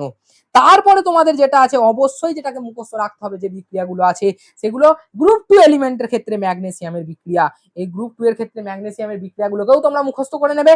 এবং তারপরে আছে ক্যালসিয়ামের যে যৌগগুলো আছে, সেই ক্যালসিয়াম কিভাবে যৌগগুলোর সঙ্গে বিক্রিয়া করছে বা কোন যে রিঅ্যাকশন করে কি তৈরি করছে, ঠিক আছে, সেইগুলোকে তোমরা একবার প্রপারলি দেখে নেবে। ঠিক আছে, তো এই চারটা রিঅ্যাকশনের এবং এই রিঅ্যাকশনের চারটা তোমাদের জন্য সব থেকে ইম্পর্টেন্ট, কারণ তোমরা অনেকেই আমাকে বলেছিলে যে স্যার এই রিঅ্যাকশন গুলো মনে থাকছে না, তো আমি তোমাদের জন্য প্রপার ইম্পর্টেন্ট রিঅ্যাকশনের চার্ট গুলো নিয়ে এসেছি। তো এই চার্ট থেকে প্রপার ইম্পর্টেন্ট রিঅ্যাকশন গুলো খাতায় নোট করে নেবে এবং প্রপার ভাবে মুখস্থ করবে। ঠিক আছে, তো এই যে পিডিএফ নোটসটা আমাদের এখানে প্রপার ভাবে ক্লাসটা কমপ্লিট হলো। তো তোমরা প্রিমিয়াম নোটসের যে পাসওয়ার্ড সেটা আমি তোমাদের ভিডিওতে বলে দিয়েছি, ভিডিওটা দেখে নিও, ভালো করে বুঝতে পারবে। তো এবার হোয়াটসঅ্যাপ যে চ্যানেল আছে, এই হোয়াটসঅ্যাপ চ্যানেলে তোমরা এই পিডিএফ নোটসটা পেয়ে যাবে। তো হোয়াটসঅ্যাপ চ্যানেলটাকে ফলো করে নাও, আমাদের কমেন্ট বক্সে পিন করা থাকবে এবং ডেসক্রিপশনেও লিংক দেওয়া থাকবে, সেখান থেকে দেখে নিও। এবং এই ইনস্টাগ্রামে ফলো করে নাও এবং এখানে তোমরা ডাউট হলে জিজ্ঞাসা করতে পারো, ফলো করে নাও এবং ডাউট হলে তোমরা জিজ্ঞাসা করতে পারো। তো আমাদের এস ব্লক শেষ হলো, আর আমাদের মাত্র দুখানা বাকি আছে, যেটা সামনের যে উইক সেখানে শেষ হয়ে যাবে। শেষ হয়ে গিয়ে আমাদের প্রপার কোয়েশ্চেন ব্যাংকের কোয়েশ্চেন প্র্যাকটিস আমরা সিরিজ স্টার্ট করতে চলেছি। তো আজকের জন্য এই পর্যন্তই, দেখা হচ্ছে তোমাদের সঙ্গে নেক্সট ভিডিওতে। এই ভিডিওটাকে ভালো করে দেখো, পড়াশোনা করো এবং প্রত্যেকটা ভিডিও এইভাবে দেখতে থাকবে, কারণ প্রত্যেকটা ভিডিওতেই তোমাদের প্রিমিয়াম নোটসের পাসওয়ার্ড আমি দিতে থাকবো একটা একটা করে তোমার পিডিএফ এর। তো সেখান থেকে নিয়ে তোমরা এই প্রিমিয়াম নোটসটাকে ফ্রিতে অ্যাক্সেস করতে পারবে, সেই হাই কোয়ালিটি নোটস যেটাকে পড়লে তোমাদের আর বই পড়ার কোনো রকম দরকার নেই। জাস্ট ওয়ান শট দেখো, কারণ ওয়ান শট দেখে তোমাদের কনসেপ্টটাকে বুঝে নিতে হবে, নিয়ে আমার নোটসটা পড়বে, বাস, তাহলে তোমাদের খেলা শেষ। তোমরা প্রপার ভাবে 100% অর্থাৎ 35-35 স্কোর করার দিকে এগিয়ে যেতে পারবে। আর কোয়েশ্চেন প্র্যাকটিস তো আসছেই, যখন আমি কোয়েশ্চেন প্র্যাকটিস করাবো, আবার নিজেরাও করলেও দেখতে পাবে যে হ্যাঁ স্যার আপনি ঠিক বলেছেন, আপনার নোটস থেকে আর লেকচার থেকে আমরা প্রপার প্রত্যেকটা কোয়েশ্চেন কমন পাচ্ছি। তাহলে আজকের জন্য টাটা, দেখা হচ্ছে নেক্সট ভিডিওতে। Keep learning, stay tune, bye bye.